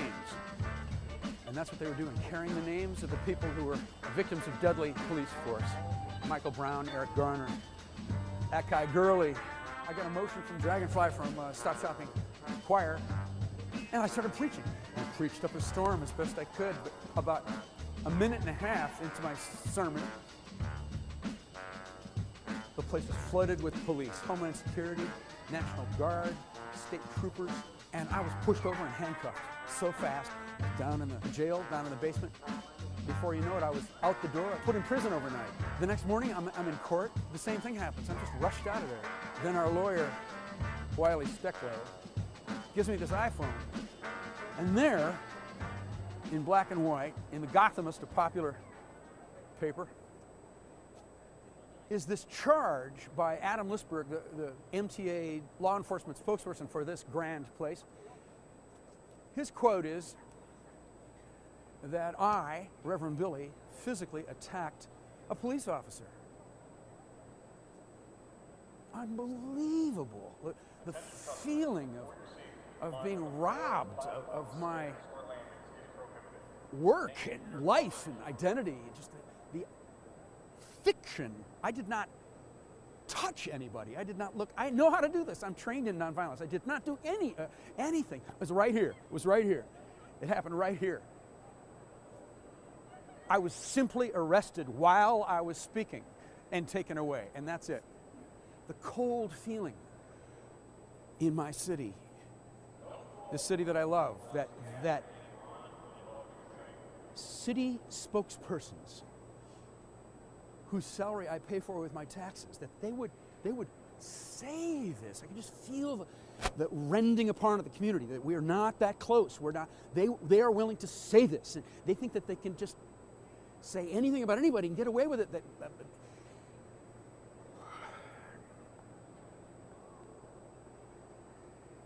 So we have something in the Church of Stop Shopping called radical forgiveness.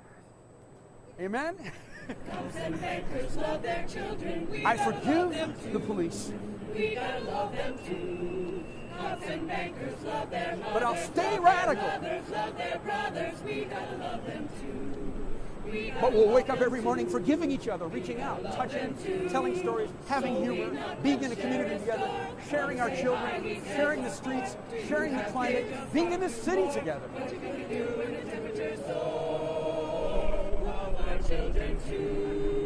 But forgiving each other, being grateful to each other,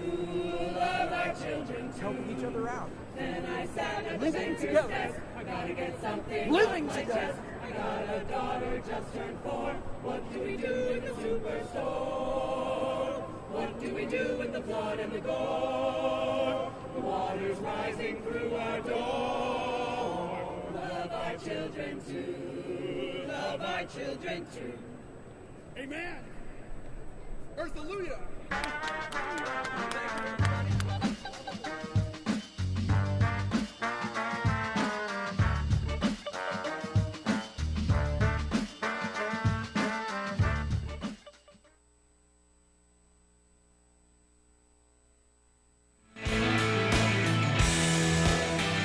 And a good chance of retaking control of the Senate. And, what we were talking about, some of the places where there's primaries that are complicating factors. There's also places where there isn't a candidate, and that is complicating factors. New Hampshire, Senator Kelly Ayotte, Republican, seen as a prime target for Democrats to defeat. And I guess the question is, Maggie... the governor, I should say, of New Hampshire, Maggie Hassan, will she, won't she? That no one really seems to know. She basically, so there was a lot of impatience around this because she originally said, I'll make a decision when New Hampshire's state budget is done. That was supposed to be in June, but then she vetoed the budget, which pushed it all the way back to like the special session that they're doing in October. So everyone thought there was going to be a decision then, but there's not going to be a decision until October. So it's left sort of the national parties in this weird waiting game where they were like, we thought we would have a candidate by then. So it's actually been very interesting. Republicans have just decided to attack Hassan anyway. They've already spent several million on TV ads attacking her because they're figuring she's either running for Senate or she's running for re-election as governor. Now, so why not? Is Hassan now, is it the assumption that if she throws her hat in the race, it's done? Is that overstating it? I mean, she would definitely clear the Democratic field, and she's clearly their strongest candidate. Whether or not it means an automatic win for Democrats, I don't think that's the case. I think Ayotte, is one of the stronger candidates Republicans have running for re-election, and I think she's also one of the only ones that could pull Clinton voters. I think there's a possibility Clinton wins New Hampshire, but Ayotte has always, I think, played it very middle of the road. A lot in ways like Lisa Murkowski, I think, from Alaska. Someone who has partnered with Democrats, with Jean Shaheen, her fellow senator from New Hampshire, on a number of bills, and tried to occasionally be the swing vote in the Senate. Not maybe as much as some of the usual suspects who are seen as, because she's also partnered then with John McCain and Lindsey Graham on foreign policy. But then New Hampshire has this kind of hawkish, I don't know what to call it. There's this built-in kind of hawkish approach to foreign policy there too. A lot of the northeastern Republicans are very hawkish. Scott Brown was somewhat hawkish, and then if you go further down, obviously people like Chris Christie and Rudy Giuliani and from New York and New Jersey are obviously very hawkish. Ayotte's always had that. She's done a good job of separating herself from Republicans, but without necessarily, where Murkowski will sort of try to stick her finger in the eye of Mitch McConnell and people like that every once in a while and make a big deal out of her independence. Ayotte doesn't do that as much, which I think means helps her now because a lot of Republican outside groups are very eager to help her. She's probably, if you talk to groups like the Chamber of Commerce and, Crossroads, they really, really like Kelly Ayotte. They really want to help her out, which is going to help her out. And it's why they're already spending money in New Hampshire. Yeah, I mean, $1.2 million in attack ads by Americans for Prosperity against Hassan. So that's within of itself a sign of how much money will be spent on these races. And, the flip side in Colorado, where it's Republicans who can't coalesce around a candidate, but Michael Bennet, the Democratic incumbent, not facing good early numbers. It's early, but everyone remembers the shocking upset where Mark Udall in 2014 was not expected to actually be vulnerable, loses a seat to Cory Gardner by somewhat of a landslide in what was a bad election year for Democrats, but that wasn't even supposed to be one of the contested seats. Yeah, and I mean, I think one thing, and this, I think at one point one of Udall's spokesmen slipped up and admitted this, which was Cory Gardner was the best Senate candidate in the country last year. And even Udall spoke, Cory Gardner did exactly what Cory Gardner had to do to win that seat. So Republicans were hoping that Mike Coffman, another sort of moderate congressman, Coffman has more of a conservative background than Gardner, but he's become more moderate in recent years because of his district, would run. Coffman has passed on that. Then they were hoping Coffman's wife, who's the newly elected attorney general, would run. She also passed on that. There's been some infighting within the Colorado GOP, where Cynthia Coffman helped force the resignation of the party chair, which sort of threw everything into chaos. So now Republicans are looking to... I'm blanking on his first name. It's Braukler is his last name. He's the district attorney who just prosecuted James Holmes. So now he's their candidate, or they're hoping he's their candidate. He hasn't fully come out and said, I'm running for Senate, but in the early conversations people had with him, he did not deny an interest. Yeah, but sometimes it's just a game of who will it be and how will that really impact how this will shape up. I mean, that's part of what happened is Cory Gardner kind of came out of nowhere. There was a bit of a late switch, I should say, strategic on part Republicans. Kevin Robillard from Politico, thank you so much for joining us this morning. Great to be on. Learn a lot about the Senate, something that we are definitely not paying as much attention to as we should. We will be back after this break, though, so keep on watching The Bill Press Show. This is The Bill Press Show.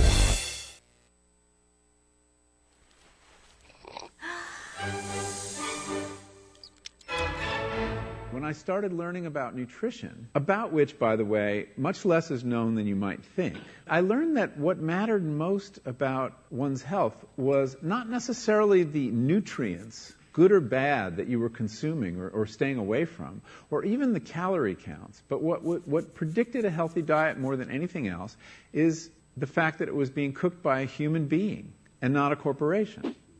Corporations cook very differently than people do. They use vast amounts of salt, fat, and sugar, much more than you would ever use in your own cooking. And the reason they do that is those are three incredibly attractive and incredibly cheap ingredients. And when they're layered properly, as in a chip or pastries and forms of junk food, they're incredibly addictive. They really press our buttons. They activate our dopamine network, our cravings. And in fact, people in the industry, they don't talk about addiction in the food industry, even though they traffic in addiction. They talk about craveability. It's the same thing. And snackability is another term they use. It's a lovely word.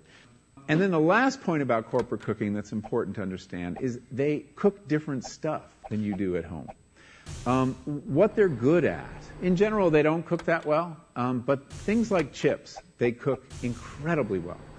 And here's a classic food that if you make it yourself, if you've ever made French fries, you have to wash the potatoes, you have to peel the potatoes, you have to slice the potatoes, you have to fry them in a lot of oil, you have to spatter your entire stovetop, you have to clean up, and then you have this pot of oil you have to get rid of.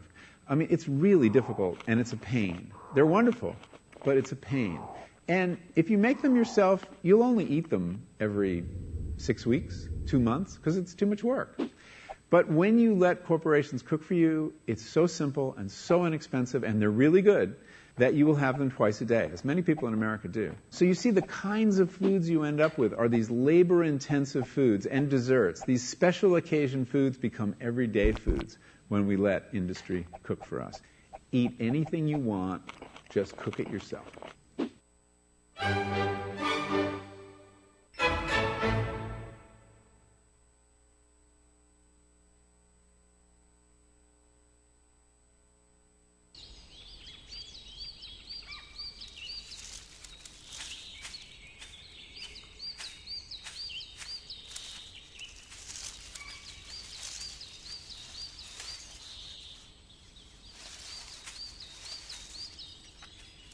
At Earth Justice, we defend the environment in the courtroom. Join our fight. When you take a seat, you take a stand. Earth Justice, because the Earth needs a good lawyer. You wouldn't let money just blow out of your house. So when your AC or heater is on, make sure the doors, windows, and fireplace flue are shut tight. If you're headed out, turn down the AC. Or lower the heat by 10 degrees. And always keep your water heater set at 120. A little bit of common sense goes a long way. Get more great tips at energysaver.gov. So, I'm kind of new here, but I've noticed a trend. My human does this funny thing where she goes around and gets all my toys, and then she hides them in that basket by the door. You know, but it's always the same basket, and it's always in the same place. And then she acts so surprised when I find them, but, you know, she's putting them in the same basket. Again. It's like, hello? That's where you put it last time. You were the worst at hide and go seek.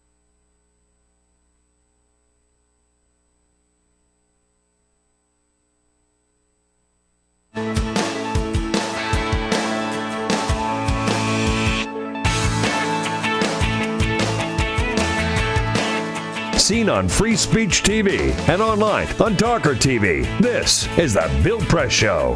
Welcome back to The Bill Press Show. I'm Sabrina Siddiqui, political reporter at The Guardian and guest host of the show, filling in for Bill this morning, who has retreated to I don't even know where. Where has he gone this time? He's in the mini app. Oh, right. Minneapolis. Hang with at the DNC summer Democrat. meeting, dining with Bernie Sanders. He had dinner with Bernie last night. Tweeting to share it with the world with Feel the Burn is what he said.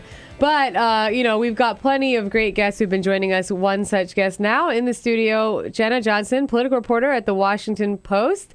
And you can follow her on Twitter at WPJenna. Jenna, you've been covering Scott Walker's campaign. Welcome to our show. We're excited to talk to you about that. Yeah, thanks for having me. Thanks for coming on. Now, Scott Walker, of course, is governor of Wisconsin, bona fide conservative who is just has been a favorite among the base, took on the unions, survived a recall, won re-election. He's been through a lot of fights already, now eyeing the presidency. But like many candidates, I guess, feeling the Donald Trump effect.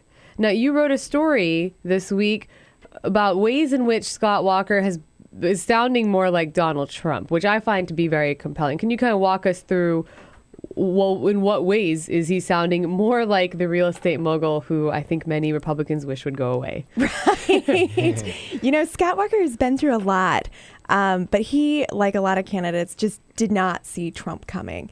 And it has kind of sent them scrambling. August has been a tough month for Scott Walker. He had kind of a lackluster performance at the first debate, kind of faded into the background. People forgot that he was on the stage. He didn't screw up, but he didn't really show that he was this passionate fighter that he had been pitching himself on the campaign trail. And as he was falling in the polls, Trump was doing better and better. And so I guess now almost 2 weeks ago, his campaign decided we got to change. We have to do something to make up for what Trump's doing to us.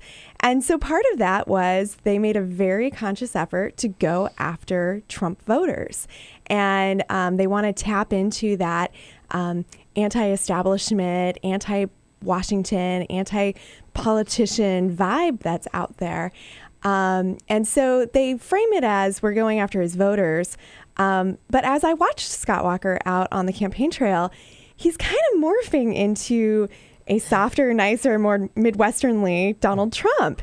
And, That's a terrifying thought, though, right? What a weird hybrid of politician. I mean, he hasn't done the hair thing yet. It's like Donald Trump light. Exactly. But if you listen to what he's saying, I mean, it's very, very close to a lot of the things that Donald Trump has been saying for months. Donald Trump came out with a pretty controversial immigration policy. Scott Walker came out and said, hey, this is very similar to what I think. I want a wall too. But I would make sure it was a staffed wall and a wall with technology.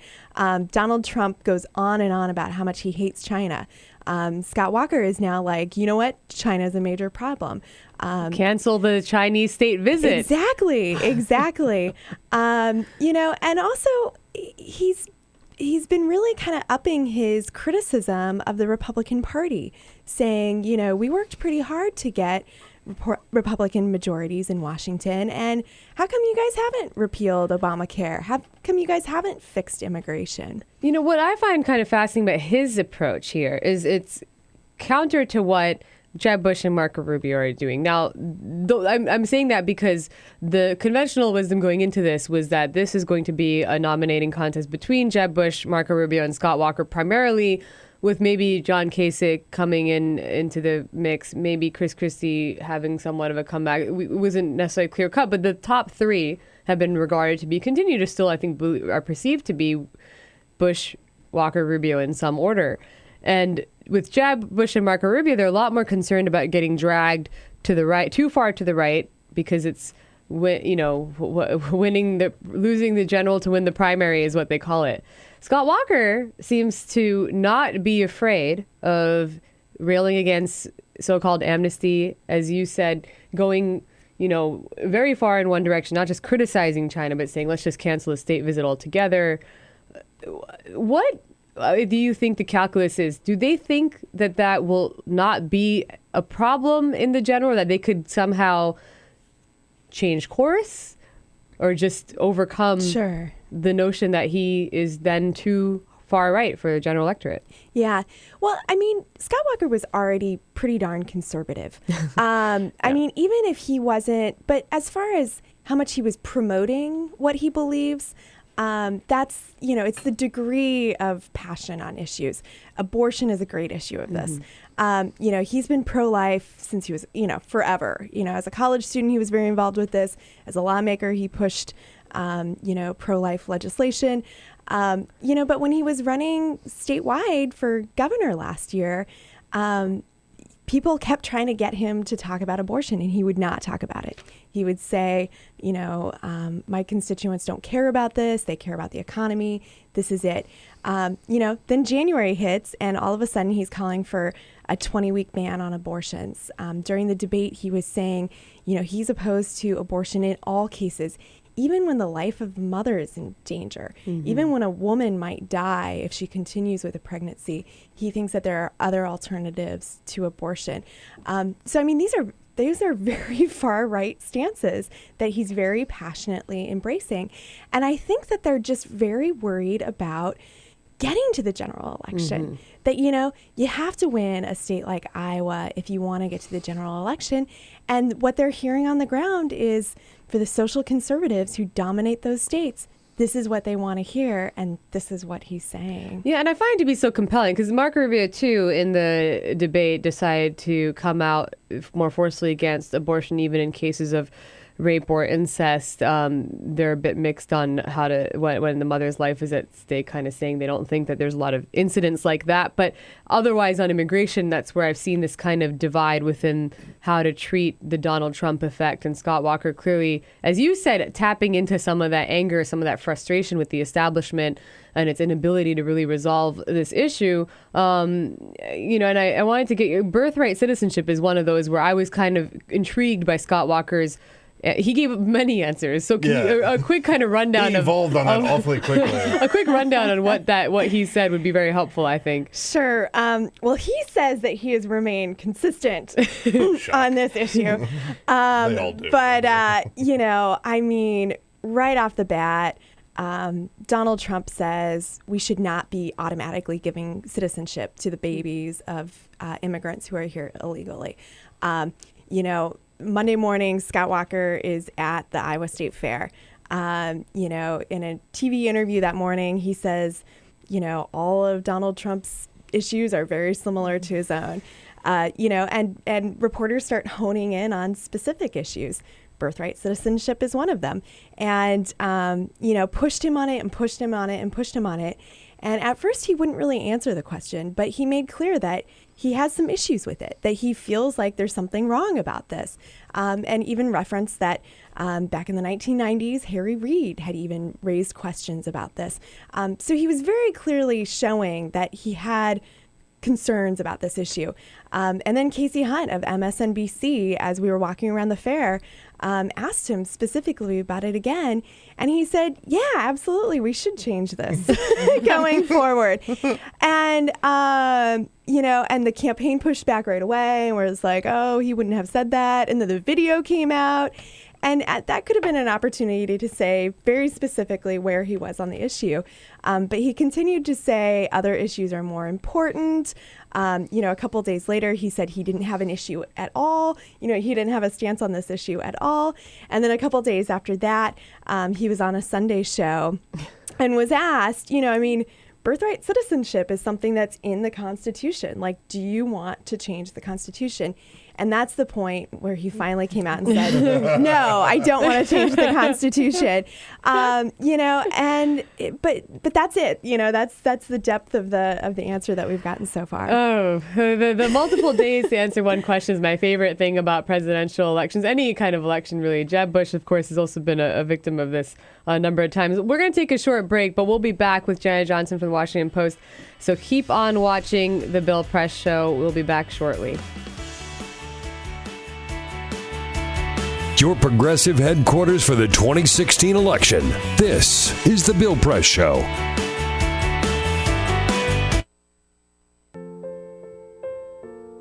This is why you took a second job. While you taught yourself how to fix the plumbing. While you'll do whatever it takes to keep your home. And that is why we want to help.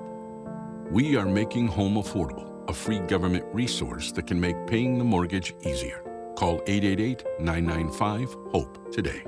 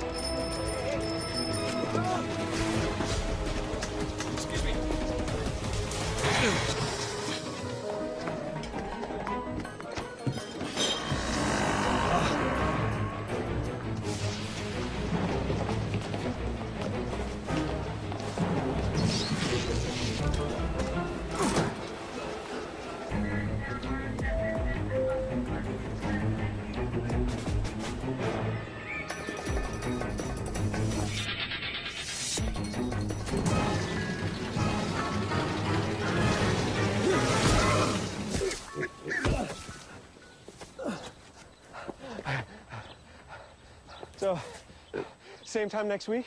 Well, of course. Put away a few bucks, feel like $1 million. For free tips to help you save, go to Feed the Pig.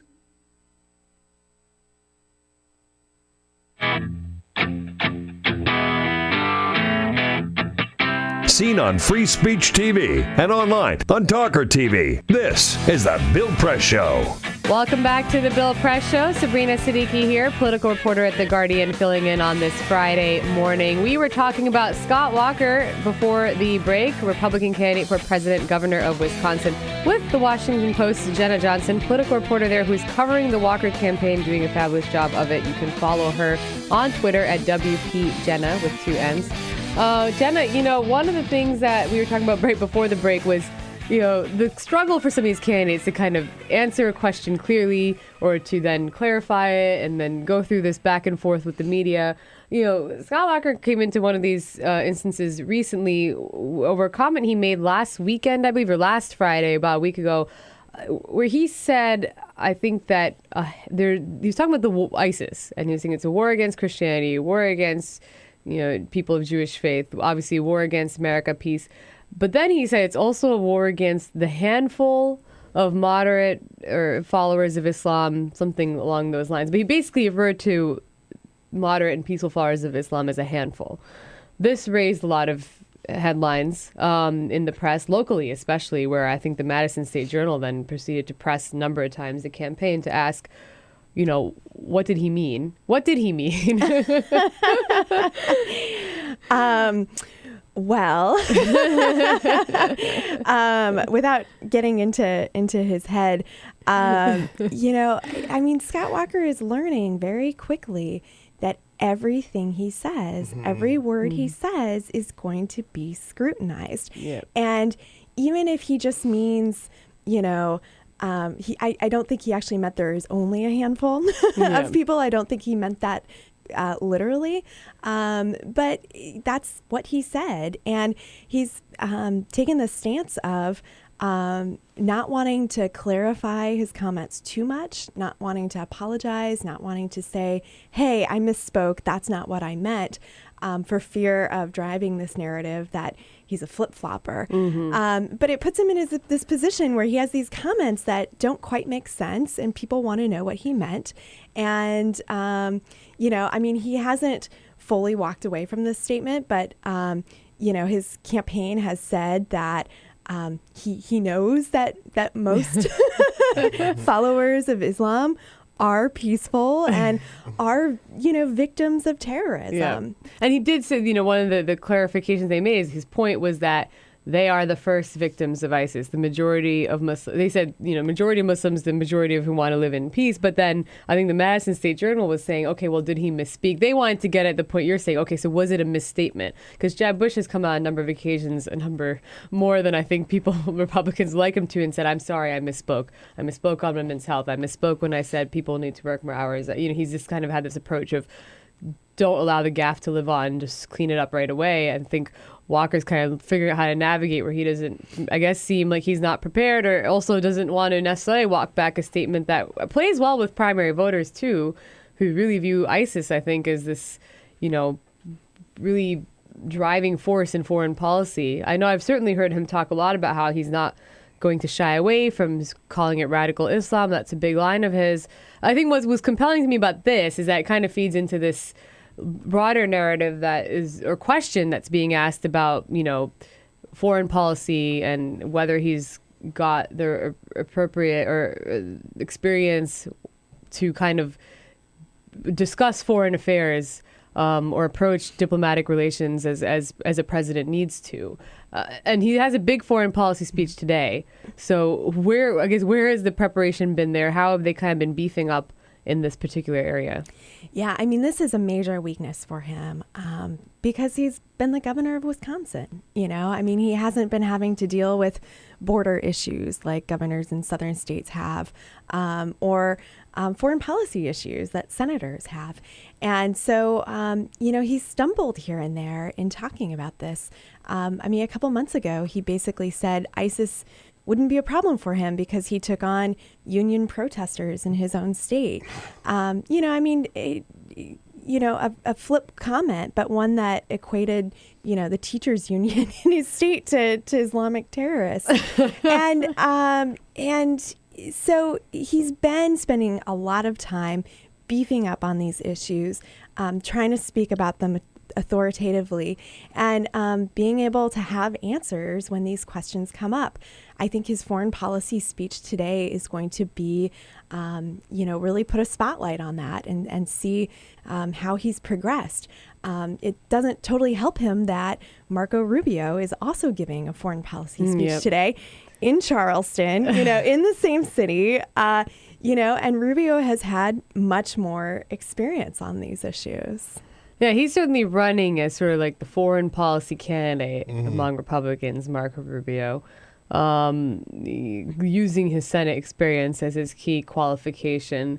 And I think that it's just emerged, not unexpectedly, but maybe more than was initially thought it might be, as a top issue for Republican primary voters. It seems that national security, certainly there's been some polling showing it as the number one issue or top three issues.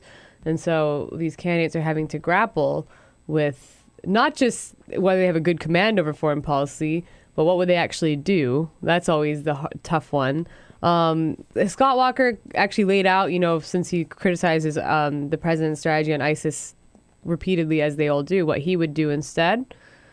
Or has he talked about ground troops, anything, or just criticized kind of lack of strategy? It's mostly been criticism, and he's giving this speech today. The campaign put out some pieces of that speech, which the pieces we've seen are continuing to hammer the Obama administration for not being strong enough on these issues, and just really talking about how dire and horrible the situation is. We'll see if in this speech he gives some specifics, if he gives a plan, if he lays out not just how horrible everyone else is, but what he would do, what he would actually do that's different. And the important thing here is, whoever becomes the Republican nominee, more than likely at this point, they'll be facing Hillary Clinton in the general election, who is the former Secretary of State, and having to go head to head with someone who has that level of foreign policy experience. No, absolutely. I think that's going to be a real compelling contest to watch, and certainly looking forward to what Scott Walker has to say for himself today in his speech. Jenna Johnson from the Washington Post, thank you so much for joining us this morning. Don't forget to follow her on Twitter at WPJenna. We will be taking another break. Back with you for our final hour of the show this morning. Keep on watching The Bill Press Show. Get social with Bill Press. Like us at Facebook.com/Bill Press Show. This is The Bill Press Show.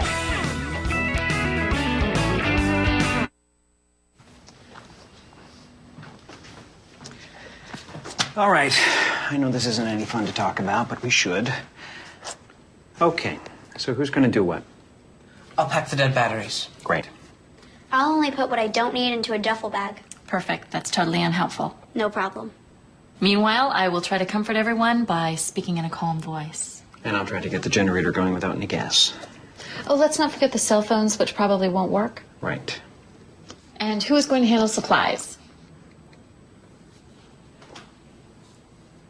I can forget to do a list for us. Thanks, pal. Well, I think we couldn't be any less prepared. I'm proud of you guys.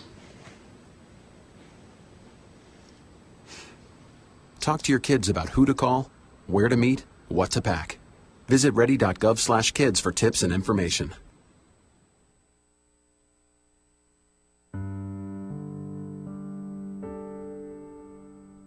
A few years ago, plastic bag waste in our city came to a tipping point.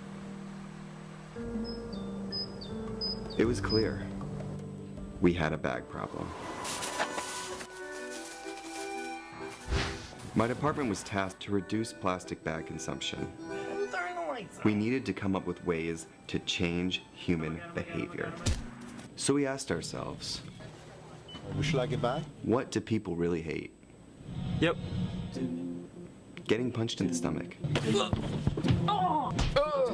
Preliminary studies showed that the consequences weren't severe enough to warrant behavioral change. Actually, can I get that double bagged?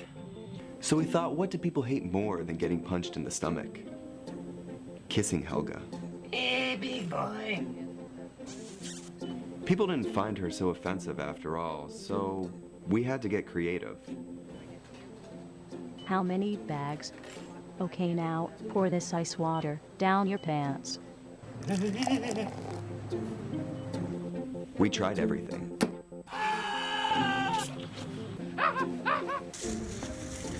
Eat this rat. Defuse this bomb. Even fighting your clone. After blowing through millions of dollars of government funds on research, I came up with a brilliant idea. Why don't we just charge 5 cents per bag? That's a stupid idea. Would you like a bag? Yes. 5 cents a bag. 5 cents? 5 cents? Do I still have the option of getting punched? Honestly, I don't know how everyone else missed it. Why don't you just get a reusable bag?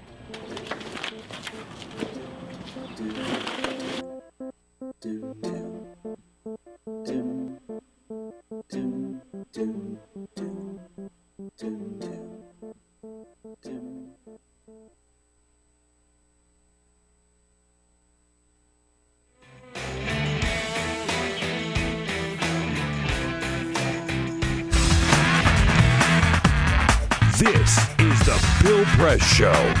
Welcome back to the Bill Press Show. Sabrina Siddiqui, political reporter at The Guardian, taking you into our final hour where we've got some other great guests. Samantha Lachman from Huffington Post, HuffPost reunion coming up after this break. Very cool. Gonna want to watch that. And if you must, I guess you might stick around for Chris Moody. Oh, boy. I know. Moody shakes fist. Shakes fist. Shakes fist. We'll be talking, of course, about 2016. We want to hear from you guys, too, so don't forget to call us at 866-55-PRESS, 866-557-7377. I apparently owe an apology to Minneapolis. Someone has said that nobody calls it the mini app. I'm not even gonna say anything because I gave you the were right. look I was of wrong. just sheer contempt. I like the mini app, but apparently that's wrong. So Twin Cities, yes. Minneapolis, yes. Not. Yes, sorry. Do apologize. Keep on watching the Bill Press Show. We'll be back after this break. This is the Bill Press Show.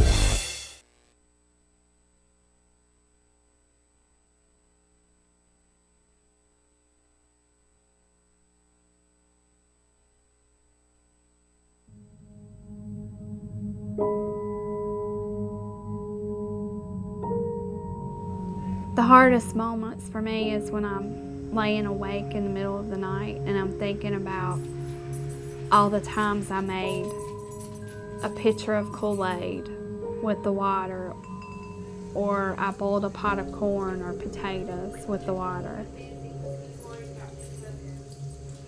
Those thoughts just stick with me in the middle of the night, and I feel horrible as a mom that I didn't know that something was wrong, but how could I have known? There's no way I would have known.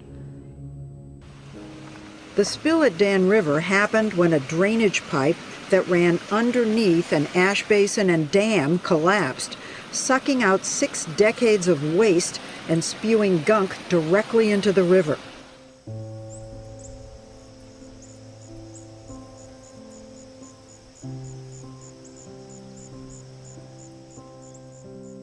My husband and I just kind of looked at each other like, should we be concerned? We live right next to an ash pond, and this was coal ash spilling into the Dan River, and we learned at that point all of the toxins that were included in coal ash. A situation like Dan River, where there was a catastrophic disaster, gets people's attention, but the fact is that these coal ash pits have been leaking and poisoning people's groundwater and the state's surface waters for decades. Coal ash is the residue left behind after coal is burned in a coal-fired power plant. A large coal-fired power plant can burn 10 million tons of coal a year. When the organic matter in the coal is burned away, what's left behind are these trace minerals, things like arsenic, lead, mercury, selenium, and chromium. And these are highly concentrated. The coal ash can have concentrations of these contaminants that are 10 to 100 times greater than the level in the coals themselves. Coal ash pond number 1 is right behind my house, literally pretty much in my backyard. We were approached by a neighbor who was wanting to have their well tested, and we decided that maybe we should have ours tested as well.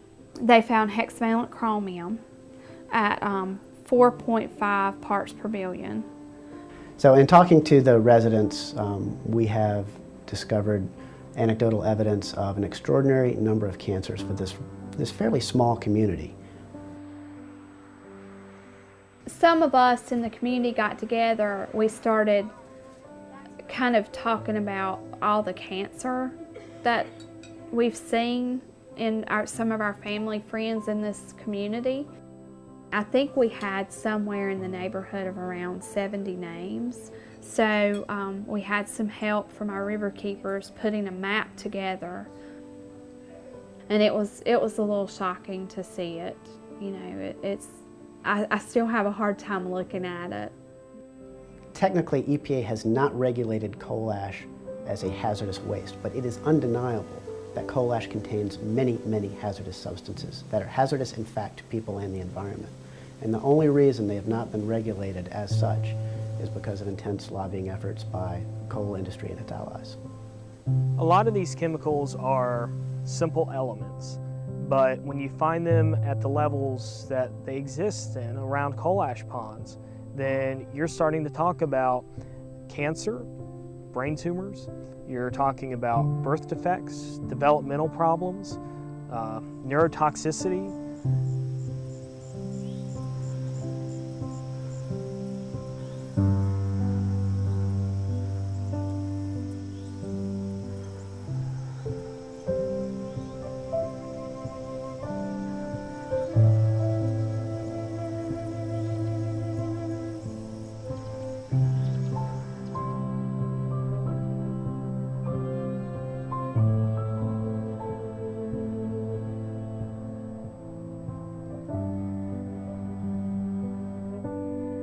We began to look at legal options, cases that we could bring in court to protect communities and their citizens from these toxic leaking time bombs. In 2002, North Carolina enacted a public financing mechanism for judicial elections. This kept private money out of judicial elections. The repeal of the public financing program in judicial elections in North Carolina creates a dangerous precedent for all, and it gives corporate polluters and other special interests the opportunity to elect the judges that they want. And this is important for us all. Everyone should care about this, because when you think about the fact that the state and the federal government have basically abdicated their responsibility to regulate these issues, the state courts are the last stopgap. I think this is no longer a problem that's going to go under the radar. It has been exposed, and I am confident that we will ultimately, with the facts, win out and ensure that we have protected waterways. And so this is something that we all should care about. If we're worried about the water we drink and the air we breathe, we have to be concerned about money in judicial elections.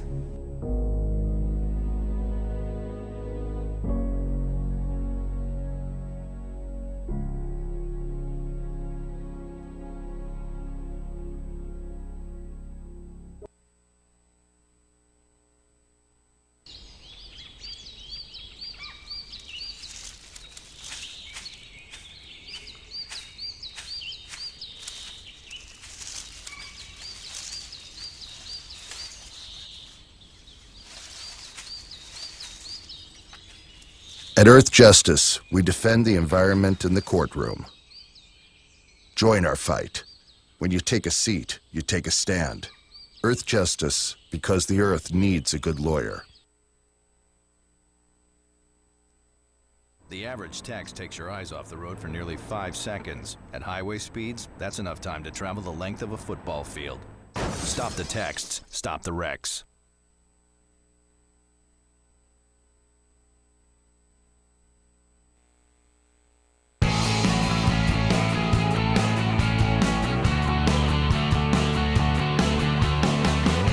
broadcasting around the nation, on your radio, on your TV, and online.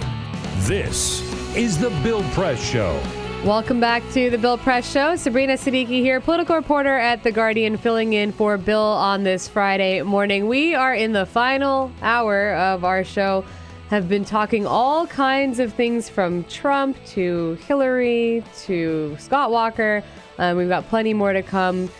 I think we're going to turn it over to Planned Parenthood shortly. Do want to, though, acknowledge before that some of the people here who are really great, some of the people who are not so great. Peter Ogburn, hello, our executive producer. I feel very attacked. Right here on air. Just comes out swinging.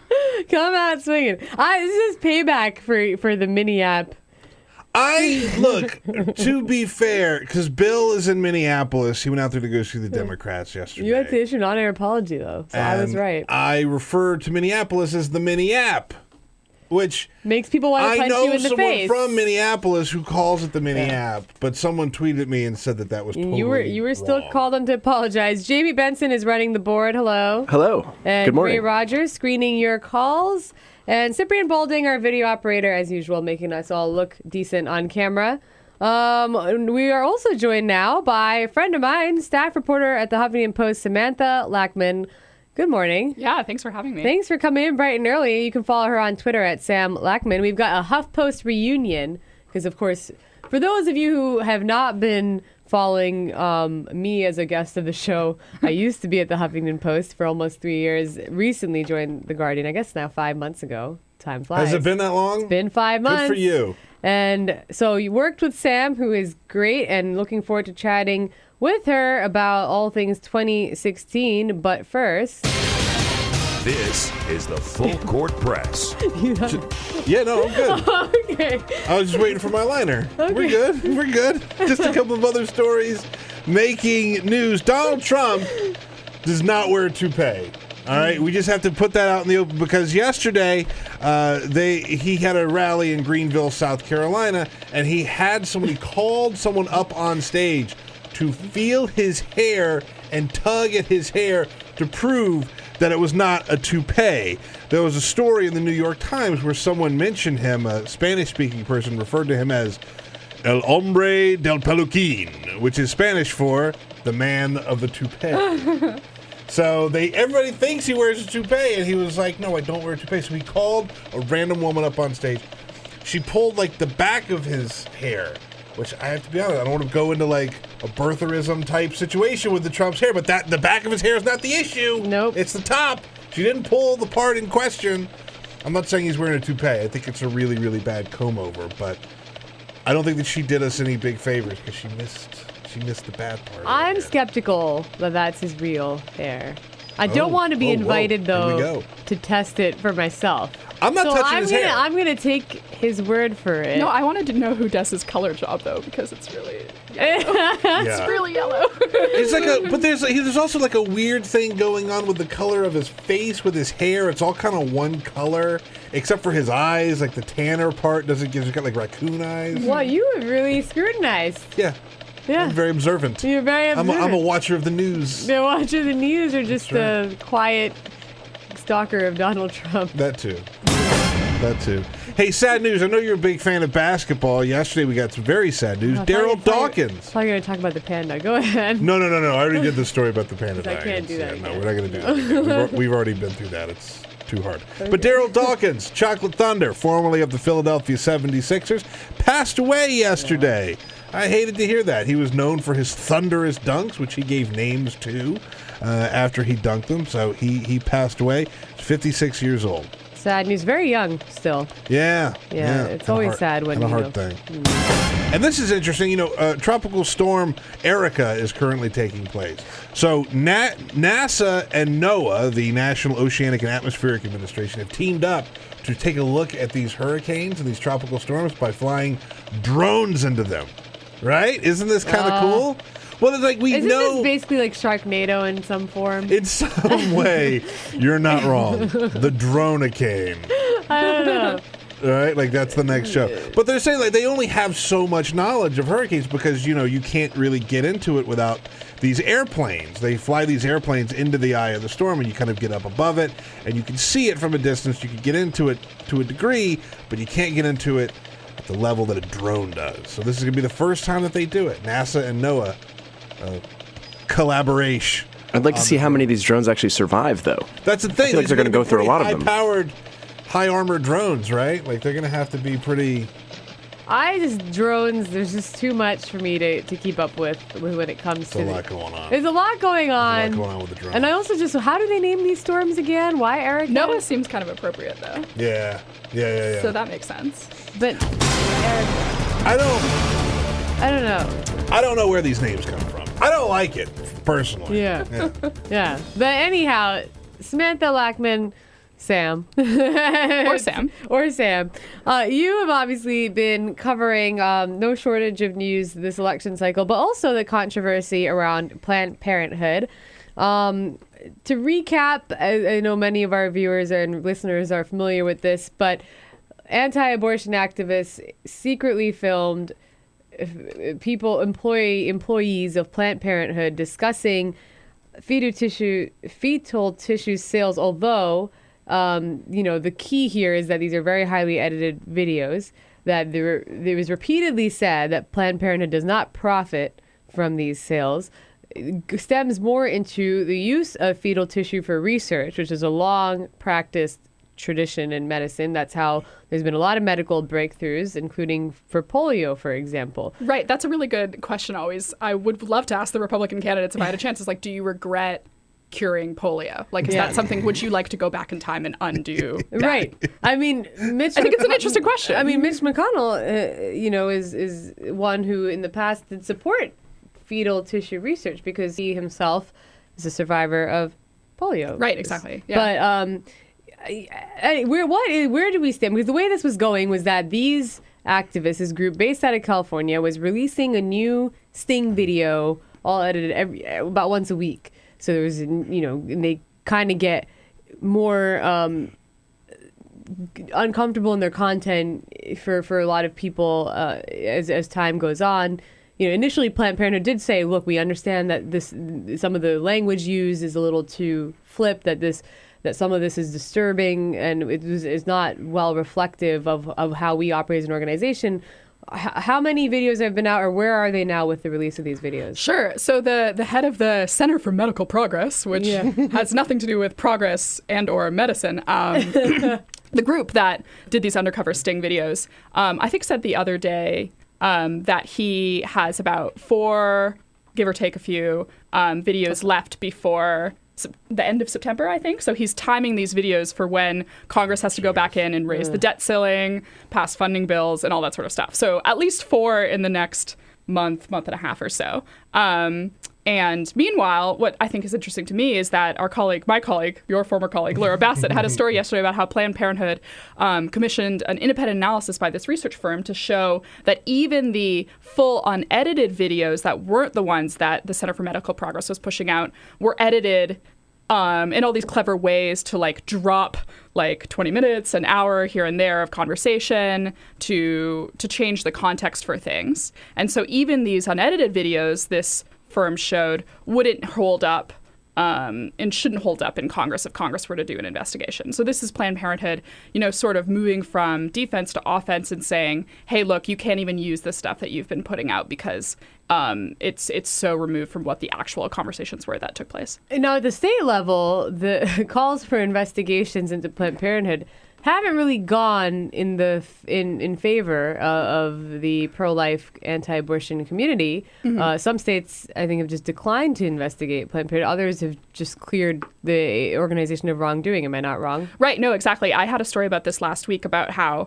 of the investigations that have taken place, a number of states have concluded their investigations saying that they couldn't They couldn't find any evidence of wrongdoing, like Georgia, South Dakota, a bunch of different states. And then my favorite is states like Louisiana, where there is no clinic in Louisiana, no Planned Parenthood clinic that does abortions, and yet Bobby Jindal cut their state's Medicaid funding and announced this investigation. So a lot of the investigations that are remaining where you haven't seen an outcome yet, positive or negative, have been Planned Parenthood centers that say we don't even participate in these fetal tissue research programs. So looks like we're not likely to see any result of those state investigations, but they've still provided an opportunity for governors who don't want people to get HIV testing and contraception and STI testing to be able to do those things at Planned Parenthood centers because their funding has been cut. Now, we were talking earlier about how, Hillary Clinton has decided on the broader issue of abortion to take Republicans on. We played a clip where she's likening some of her opponents to terrorist groups for not living in the modern world. And she was highlighting Marco Rubio saying that he would oppose abortion even in cases of rape or incest. Scott Walker saying the same, and even in the case Save a Mother's Life. Jeb Bush talking about how he would not give a penny to Planned Parenthood, but also seizing on when he erroneously or misspoke. He says he misspoke that he why are we even spending money on women's health? That's getting a lot of play. Some people wondering if she went too far, if that's precisely the kind of fighting language she needs. Your take? I actually think that this was, in terms of the hyperbolic nature of the comment, actually were really smart for her. And I don't know if that makes me unique, but I think that for her supporters who maybe were on the fence or didn't think that she was standing up enough for reproductive rights, that it's going to make them really excited about that. And for those who already didn't like her, it's just feeding into the perception they already have of her. So That's I'm not one of sure. the things about Hillary for sure, right? Like, no matter what she says on these things, people are going to hate her, right? A certain group of people will attack her on women's rights or attack her on gun rights. But I don't know if the appropriate comparison is terrorist groups. To me, you should compare it to the Bush administration, because I think that actually some of these laws that Republicans pass are torture. They actually are torture. They're torturing low-income women for being low-income women. I mean, the mandatory ultrasound is certainly one that's been raised a lot in this process. I think the analogy to me is interesting because I think, and not to parse it all too much, at the end of the day, it's clever speech writing. If you're, Democrats, if you're Republicans, it's something that you can then, maybe you actually like it because you can fight back and say, look at Hillary Clinton with this potentially hyperbolic language. But, what I do think it kind of gets at, though, is this interesting paradox where Republicans have spent all this time attacking, their whole focus is, on national security, terrorism, and really honing in on radical Islam and other issues. But trying to get at, these extremist groups and how they are the absolute rejection of everything that America stands for, that American values stand for. So it's kind of like Hillary Clinton kind of turning around and saying, in some ways you're not that dissimilar if we're talking about how you're treating women.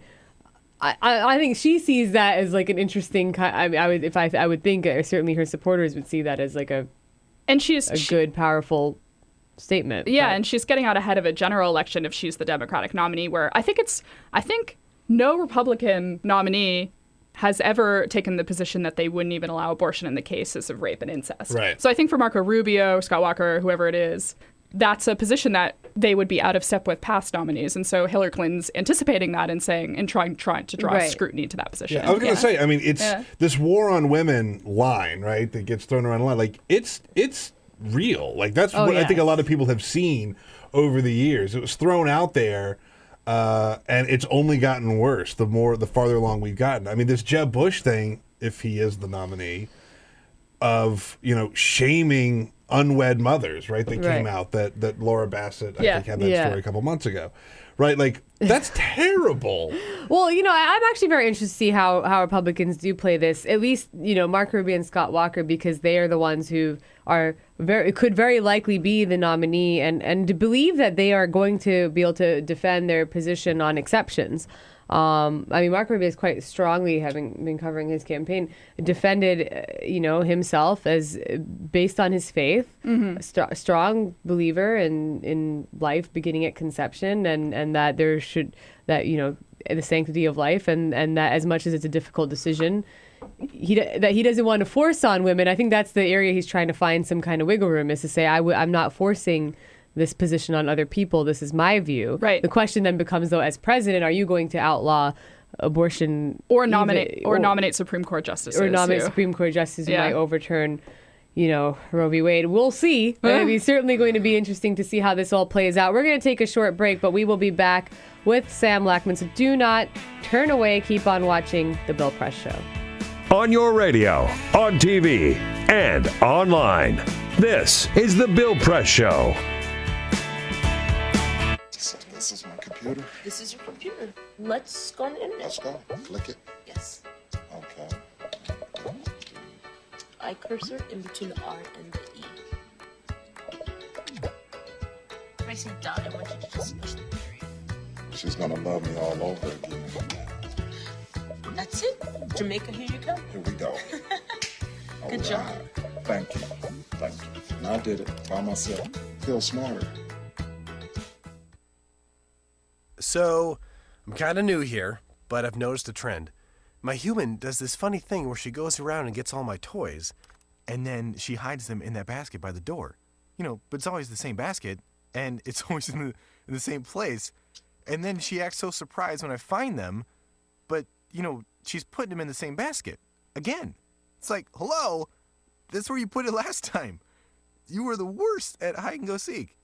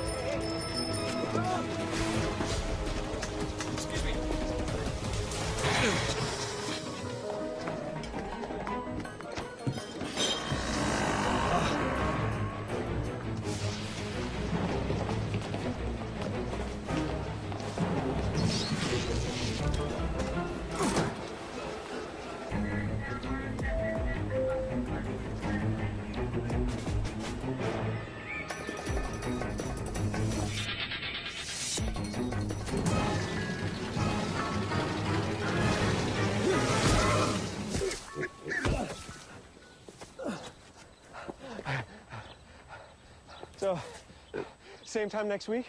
Well, of course. Put away a few bucks, feel like $1 million. For free tips to help you save, go to Feed the Pig.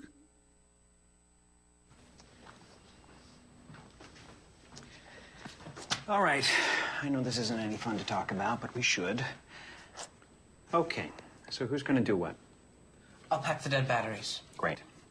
I'll only put what I don't need into a duffel bag. Perfect. That's totally unhelpful. No problem.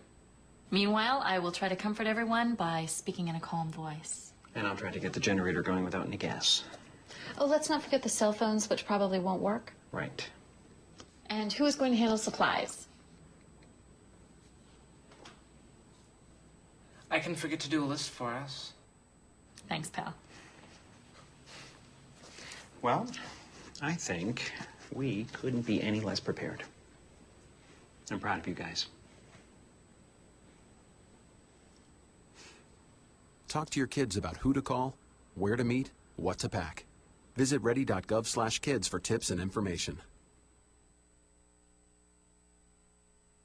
Hey, thanks for stopping by. You know, I followed your character since the first episode. I'm a big fan, big fan. Thank you. And listen, your storyline, it makes for incredible TV drama. Thing is, your drug use is very adult content. Too adult for the kids. So I'm gonna have to block you. Oh, man. Yeah.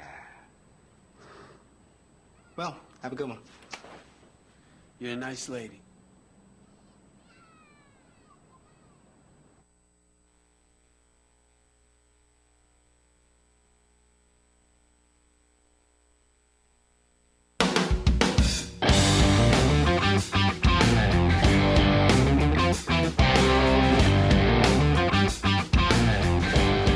taking your emails at BillPressShow.com.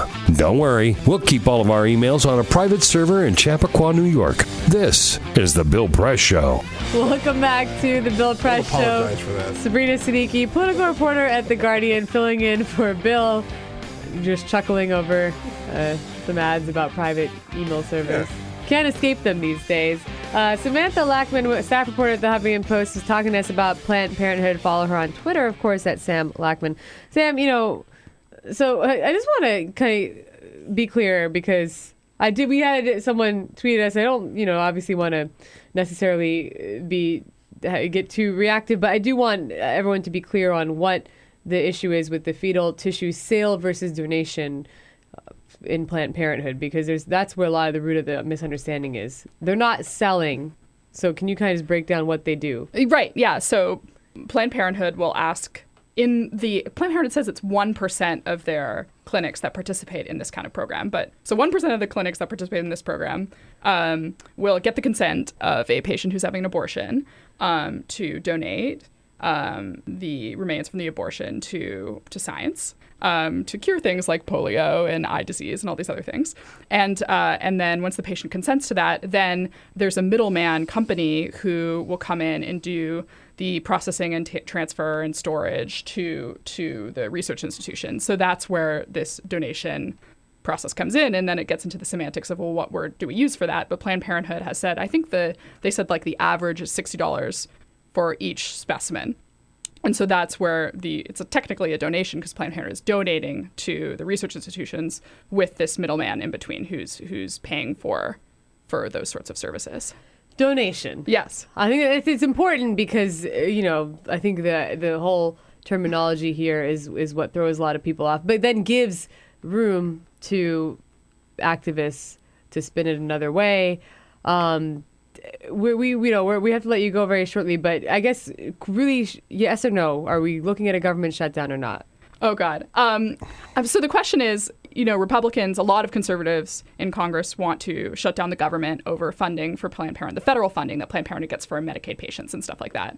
And so they have to pass these bills that are kind of must-pass bills, and the Republican leadership is going to do everything they can to not attach bills to defund the Planned Parenthood. But the question is, conservatives want to win out of this. So what are they going to give them that allows them to go back to their constituents and say, I defunded Planned Parenthood. I, made Planned Parenthood weaker, and I won't allow for this. So it's a question of like what they're going to accept. And I don't know if anyone knows what's going to happen at this point. Yeah. I mean, maybe attach it as a rider that can be taken out at some point. Right. The way they tried at the 11th hour. Yeah. At the 11th hour. We'll see how it all shakes up. Samantha Lachman with the Huffington Post, thank you so much for joining us this morning. Yeah, don't be a stranger. We'll be back after the break with Chris Moody, so stay tuned and keep on watching The Bill Press Show. This is The Bill Press Show.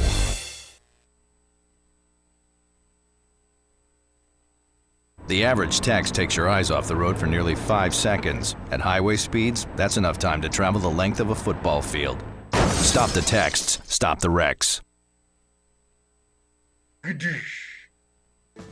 Before now, it's been difficult for criminals like us to know which states have loose gun laws. How would a criminal like me know which states permit me to carry loaded guns in their amusement parks, golf courses, or beaches? I have some violent friends. We all wear leather jackets and scream at women. And we want to find out which states we can buy and sell guns easily. CrimAdvisor.com.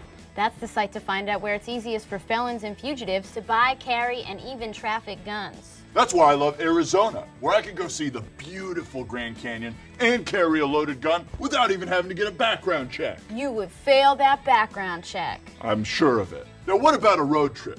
What states can I go to fill my trunk with guns and take it back home for my even more dangerous friends? CrimAdvisor has a list for that. That's so unreasonable. Our traffickers' top 10. Nevada. What happens in Vegas may have to stay in Vegas, but your guns don't. Bring them over to California and sell them. The market up there is hungry for guns.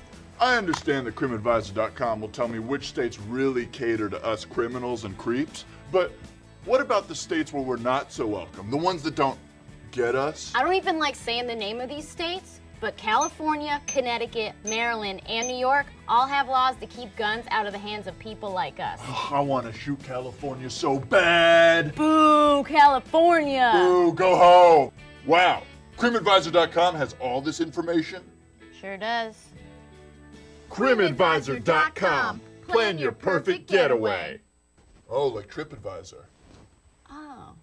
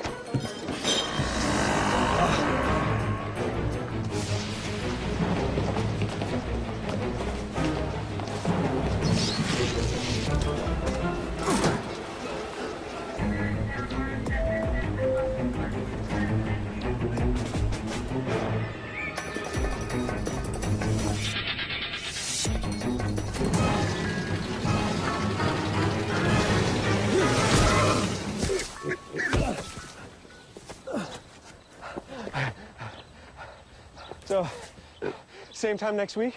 Well, of course. Put away a few bucks, feel like $1 million. For free tips to help you save, go to Feed the Pig. What the frack? What the frack? What the frack? What the frack? President Obama, are you fracking kidding me? Reopen the EPA studies. In Texas, Wyoming, and Pennsylvania. Fracking pollutes our oceans. Fracking poisons our water. Fracking makes climate change worse. Fracking relies on toxic chemicals that cause cancer. Ban fracking now. Ban fracking now. Go on. Ban it. Ban fracking now. Please.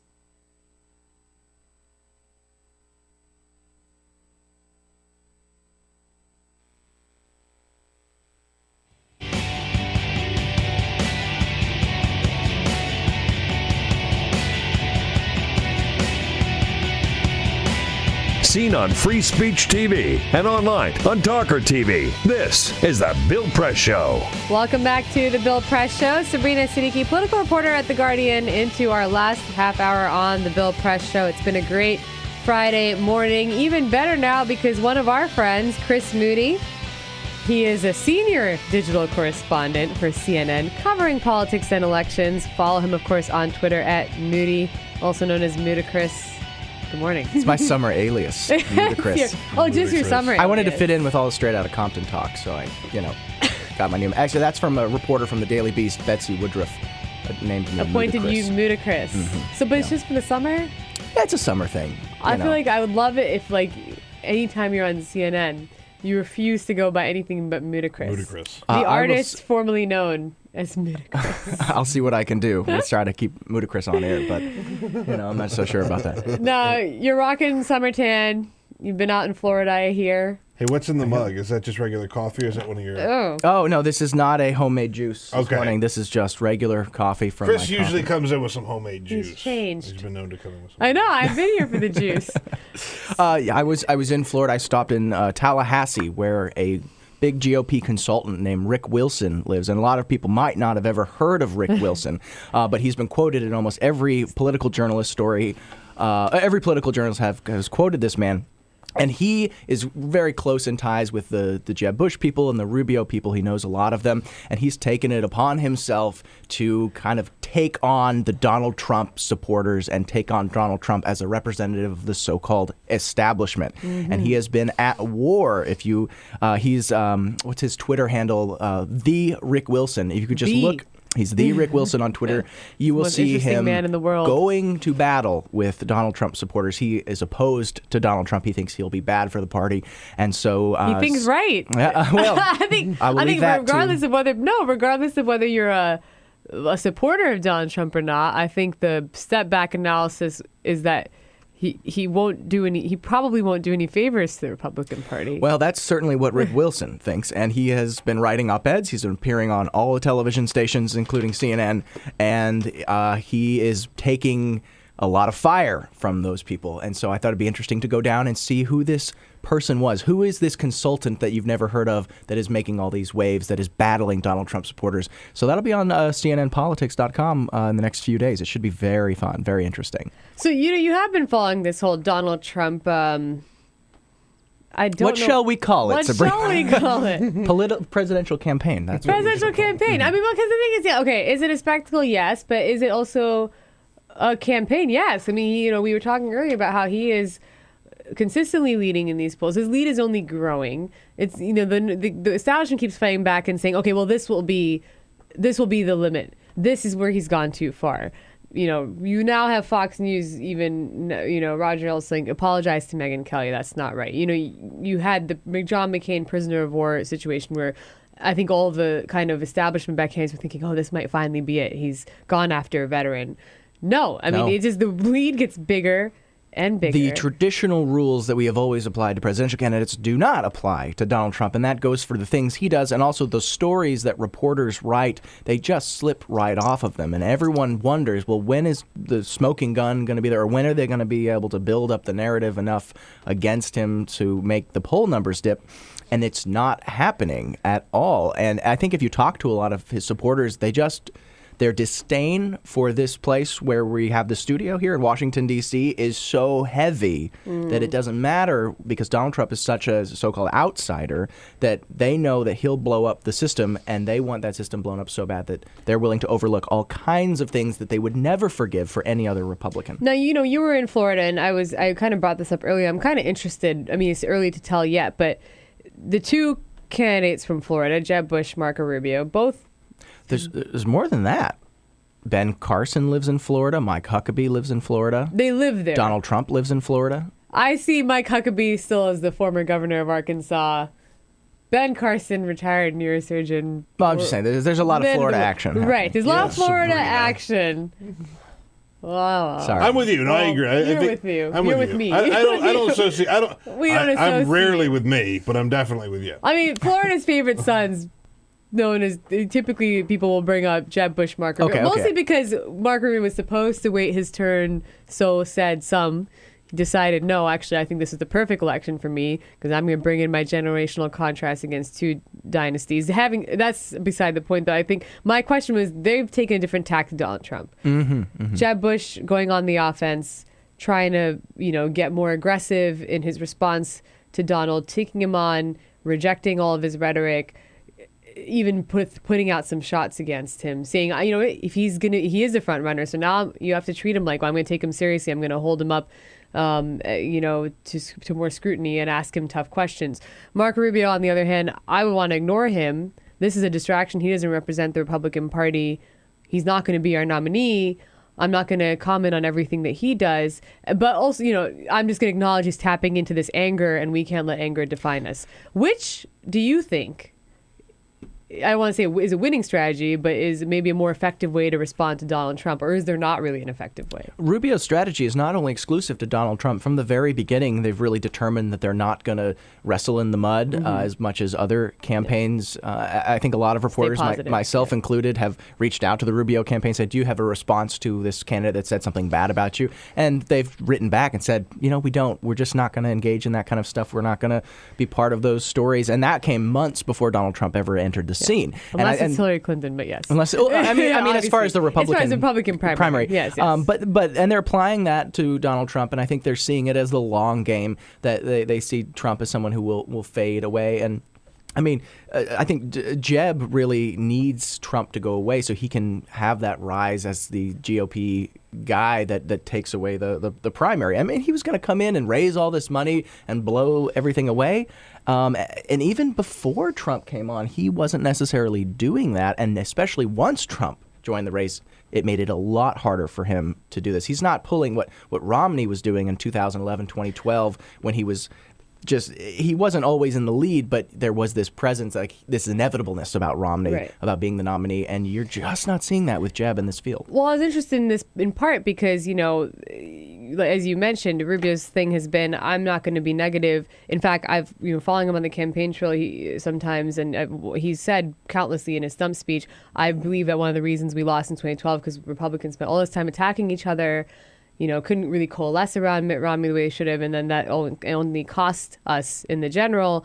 If anything, they fed into the built-in narrative about Mitt Romney, gave Democrats ammunition. So that's kind of the approach. But Red State the conservative blog wrote yesterday or the day before, that Marco Rubio needs to be a little bit more realistic, that the sunny optimism is not fighting enough for the very real possibility that Donald Trump continues to expand his lead. And then if you're a candidate who's, not breaking through, that's not the way you're going to break through. I think the fall is going to be extremely interesting, and to see if Donald Trump continues his upward trajectory or flatlines or falls down, because things change very quickly in Iowa caucus politics and New Hampshire. You saw Rick Santorum in 2011 stale at 2% and then slowly but surely ticking up, and then he peaked right at the caucus time, and it just blew everyone's minds. Yeah, so much can happen in the next few months, and I think Donald Trump could certainly keep his 25% lock or 30% lock among a field of 16 or 17 candidates, and that, if he continues in around Christmas time, if he's still doing very well, that's when the GOP really needs to worry about it. Because if he wins Iowa, then he rolls into New Hampshire, and then he just stumbles into South Carolina, wins those three, that's momentum, man, and it's going to make... Now, here's the interesting thing. Like, if Donald Trump wins the majority of votes around the country, does the GOP try to take it away from him at the convention and have this huge fight? As a political journalist, that sounds like a lot of fun. Right. If you're a Republican, that's your great fear. Will they let him be the nominee? There has to be a way in their mind, a backup contingency plan. We can't. The backlash. Yes. What are they going to do? What are they going to do? You can do whatever you want as a party. But that would be so sloppy. In their mind, though. I know. We would love that. Please let that happen. In their mind, though, it's like all but conceding the election, right? That's what they're thinking, is like, we have to do something here. I do think, though, we'll take a quick break, but I do want to say, I think you're right. It's so early, and that's why I know there's a lot of reading into Jeb, Marco, Scott Walker. How are the top three responding, the supposed top three responding to Donald Trump, but it's only August. Polls only mean so much right now. We'll be back, though, after this break. Stay with us. Chris Moody will be right here so we can grill him more on Donald Trump. Keep on watching The Bill Press Show. Follow us on Twitter @BP Show. This is The Bill Press Show.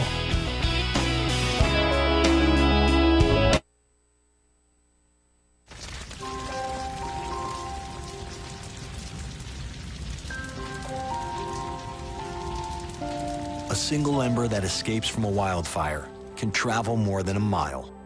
That single ember can ignite and destroy your home or even your community.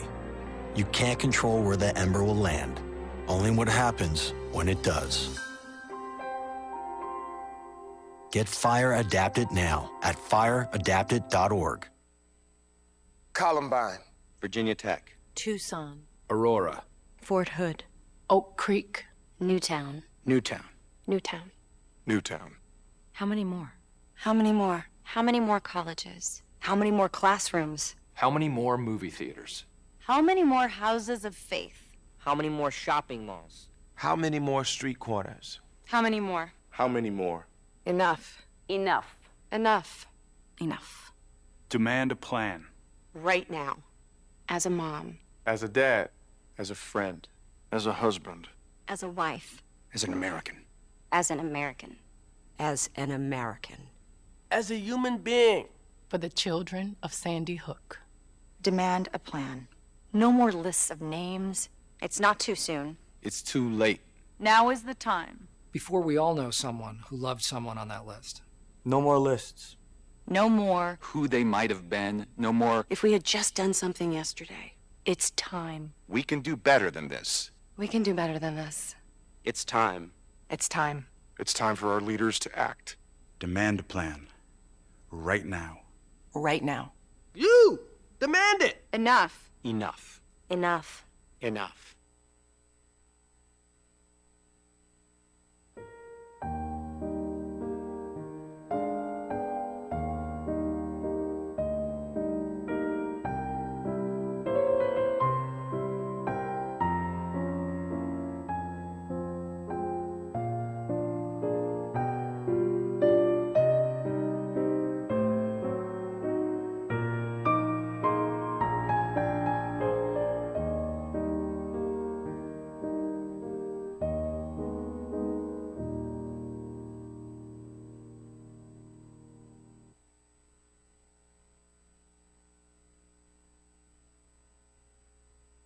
I grew up in the housing projects of Cleveland.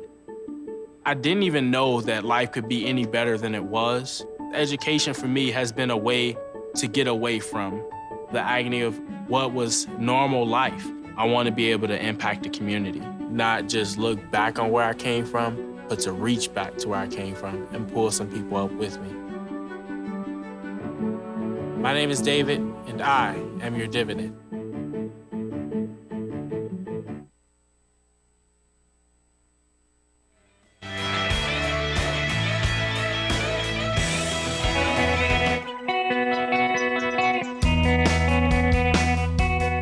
Connect with The Bill Press Show on Twitter. Follow us at BP Show and tweet using the hashtag WatchingBP. This is The Bill Press Show. Welcome back to The Bill Press Show. Sabrina Siddiqui here, political reporter at The Guardian, filling in for Bill in the final stretch of this morning's show. And Chris Moody, senior digital correspondent for CNN, covering politics and elections, has been walking us through the Trump show and what to expect. The next debate, actually, is coming up not too long. September 12th, right? September 17th in Simi Valley, California, home of the Ronald Reagan Library, where the CNN debate will be held, and also where I grew up, just down the street. Kidding. Yeah. Was that planned? Was this all part of the plan? It's all planned. I haven't lived there since the early 90s, but it'll be good to go back to California. I think that debate's going to be very interesting. We had the first round, and there was obviously a lot of interest in that, and I think there's going to be a lot of interest in the debate coming up, and there's always questions of who's going to be able to participate, who's going to steal the show, is it going to continue to be Donald Trump? He's coming into this debate, I think, would we dare say, even stronger than he did than the last one? It's His early. numbers are better. It's early yet, of course, but is there any indication that the lineup might change in terms of who qualifies? I think we're going to have to wait and see what the final numbers come in at. I know Carly Fiorina right now is not very happy about not being on the debate stage because she did do so well in the JV debate or the non-primetime debate earlier. Well, yeah, the consensus was Carly Fiorina won the pre-debate, the forum. The happy hour debate. Right. Happy hour, yeah. And her competitors want her on the stage there because it offers her, she's somebody who can go after Hillary much easier than they can. Right. You don't see a lot of people attacking Carly Fiorina. Right. You don't see a lot of Republican presidential candidates attacking her. And I think the party wants their only woman candidate up on that stage. Sure. In addition to the fact that she has been their kind of chief attack dog when it comes to Hillary Clinton. And you're right. There's certain things she can say as a woman that some of the other Republican candidates are a little reluctant to say about Hillary Clinton because if they say it seems sexist. If she says it, though, she is, in their mind, I think, a more effective messenger on some of the issues. But, one of the things I know that she says, for example, on women is, again, this works for primary, certainly, where you're talking about the Clinton Foundation and dealing with countries that have really poor human rights records when it comes to women taking, large donations from them. How does that square with, your record on women's rights, Hillary Clinton? That's a line she's used a few times that, that one of the male candidates doesn't want to really take on Hillary Clinton on the issue of women's rights. No, they don't. But it's also not just a default just because she's a woman. She's also incredibly articulate and succinct and crisp when she speaks, and people are very moved by what they hear from her around the country. You go to any event where someone has never seen Carly Fiorina and then they watch her speak, they are turned around very quickly, and they're very, very impressed with her. So she is, I would say, one of the most improved candidates from her Senate run. Of anyone in politics I've seen in a very long time.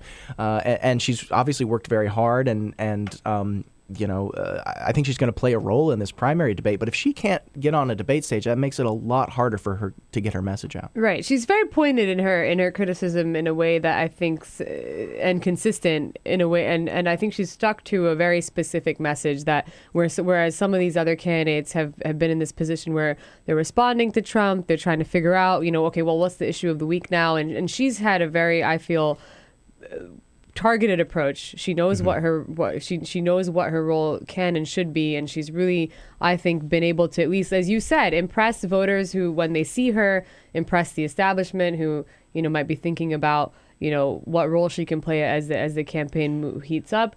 Whether she can break through still remains the open. I think she's going to have a real problem breaking through, to be honest. I don't think that she has faced enough criticism for how she ran her company. I don't think that she's faced enough criticism from other Republican candidates. And I think that's why people like her right now, because she is likable when you see her talk, and it's cool that there's a female in the mix for the Republican candidate for president. But once she starts taking some real heat, I think it's all over for her. Well, I think, as Chris said, they're reluctant to go after her because I get it. I wonder if they don't see her as an existential threat to their campaigns. Right. They see her as someone they can use for their own ends. Right. I get that. And that's kind of a cynical thing, but it is cynical, but so is it's politics. The truth. So is politics. Yeah. They're thinking maybe people. Come on. What's wrong with you? I'm not apologizing for me being cynical. I'm just saying it's the truth. People are thinking about the VP slot. People are thinking about who could be a really good surrogate for our campaign. If she gets popular among primary voters, will her endorsement be effective? I mean, people think about these things. Could she be a good messenger for me against Hillary Clinton? You're not wrong. I mean, at the end of the day, there's a reason why all the Republican candidates in 2012 were all going after Mitt Romney's obviously private sector record. That was they destroyed his record before the public eye, before Democrats even got onto it. Of course, he was the presumptive nominee from a long time, and if you're thinking this is the guy we've got to beat, you don't apply the same scrutiny to the private sector record of someone when you're thinking that you can use them for your own ends. Yeah, you can use them and for your that's ends. how they see her. All right, we are going to take another break, but we will be back. Why don't you stay on with us for the send off? I feel because you're a friend of the show. Let's do it. Let's do it. That way we can talk about Die Hard, the all important next subject. Keep on board. watching the Bill Press Show. We will be back shortly. Your progressive headquarters for the 2016 election. This is the Bill Press Show.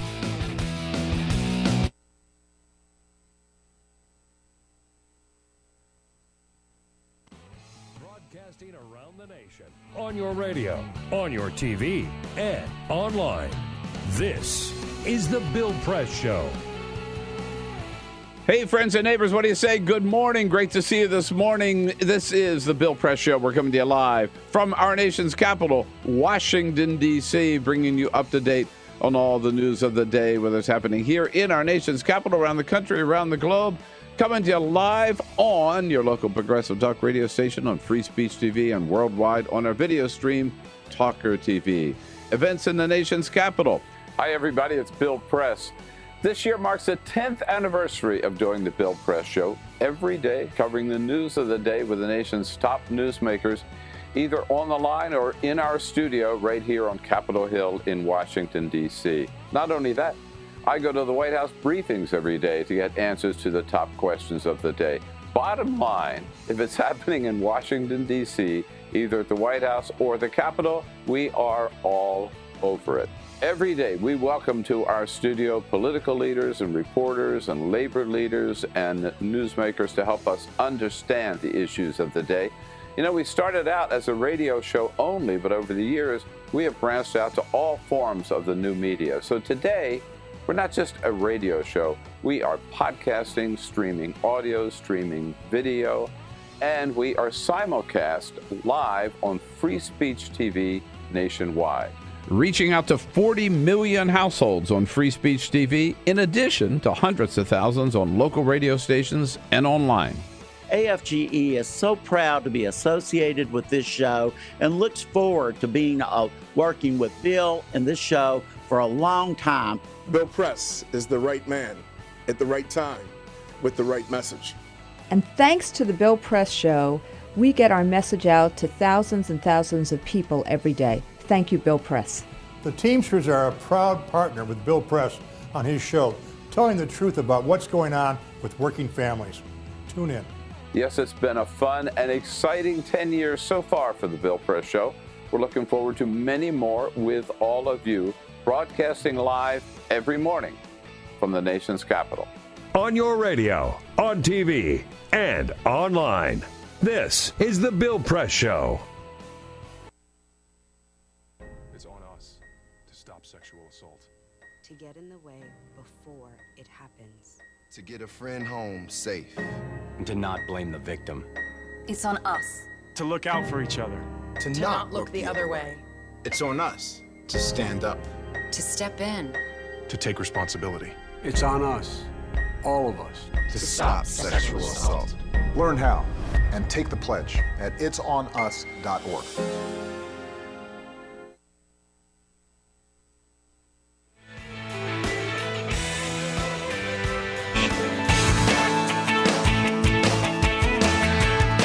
This is the Bill Press Show. Welcome back to the Bill Press Show. We are almost through with our show this morning. What a job you've done today, great. Samantha. Thank you so much.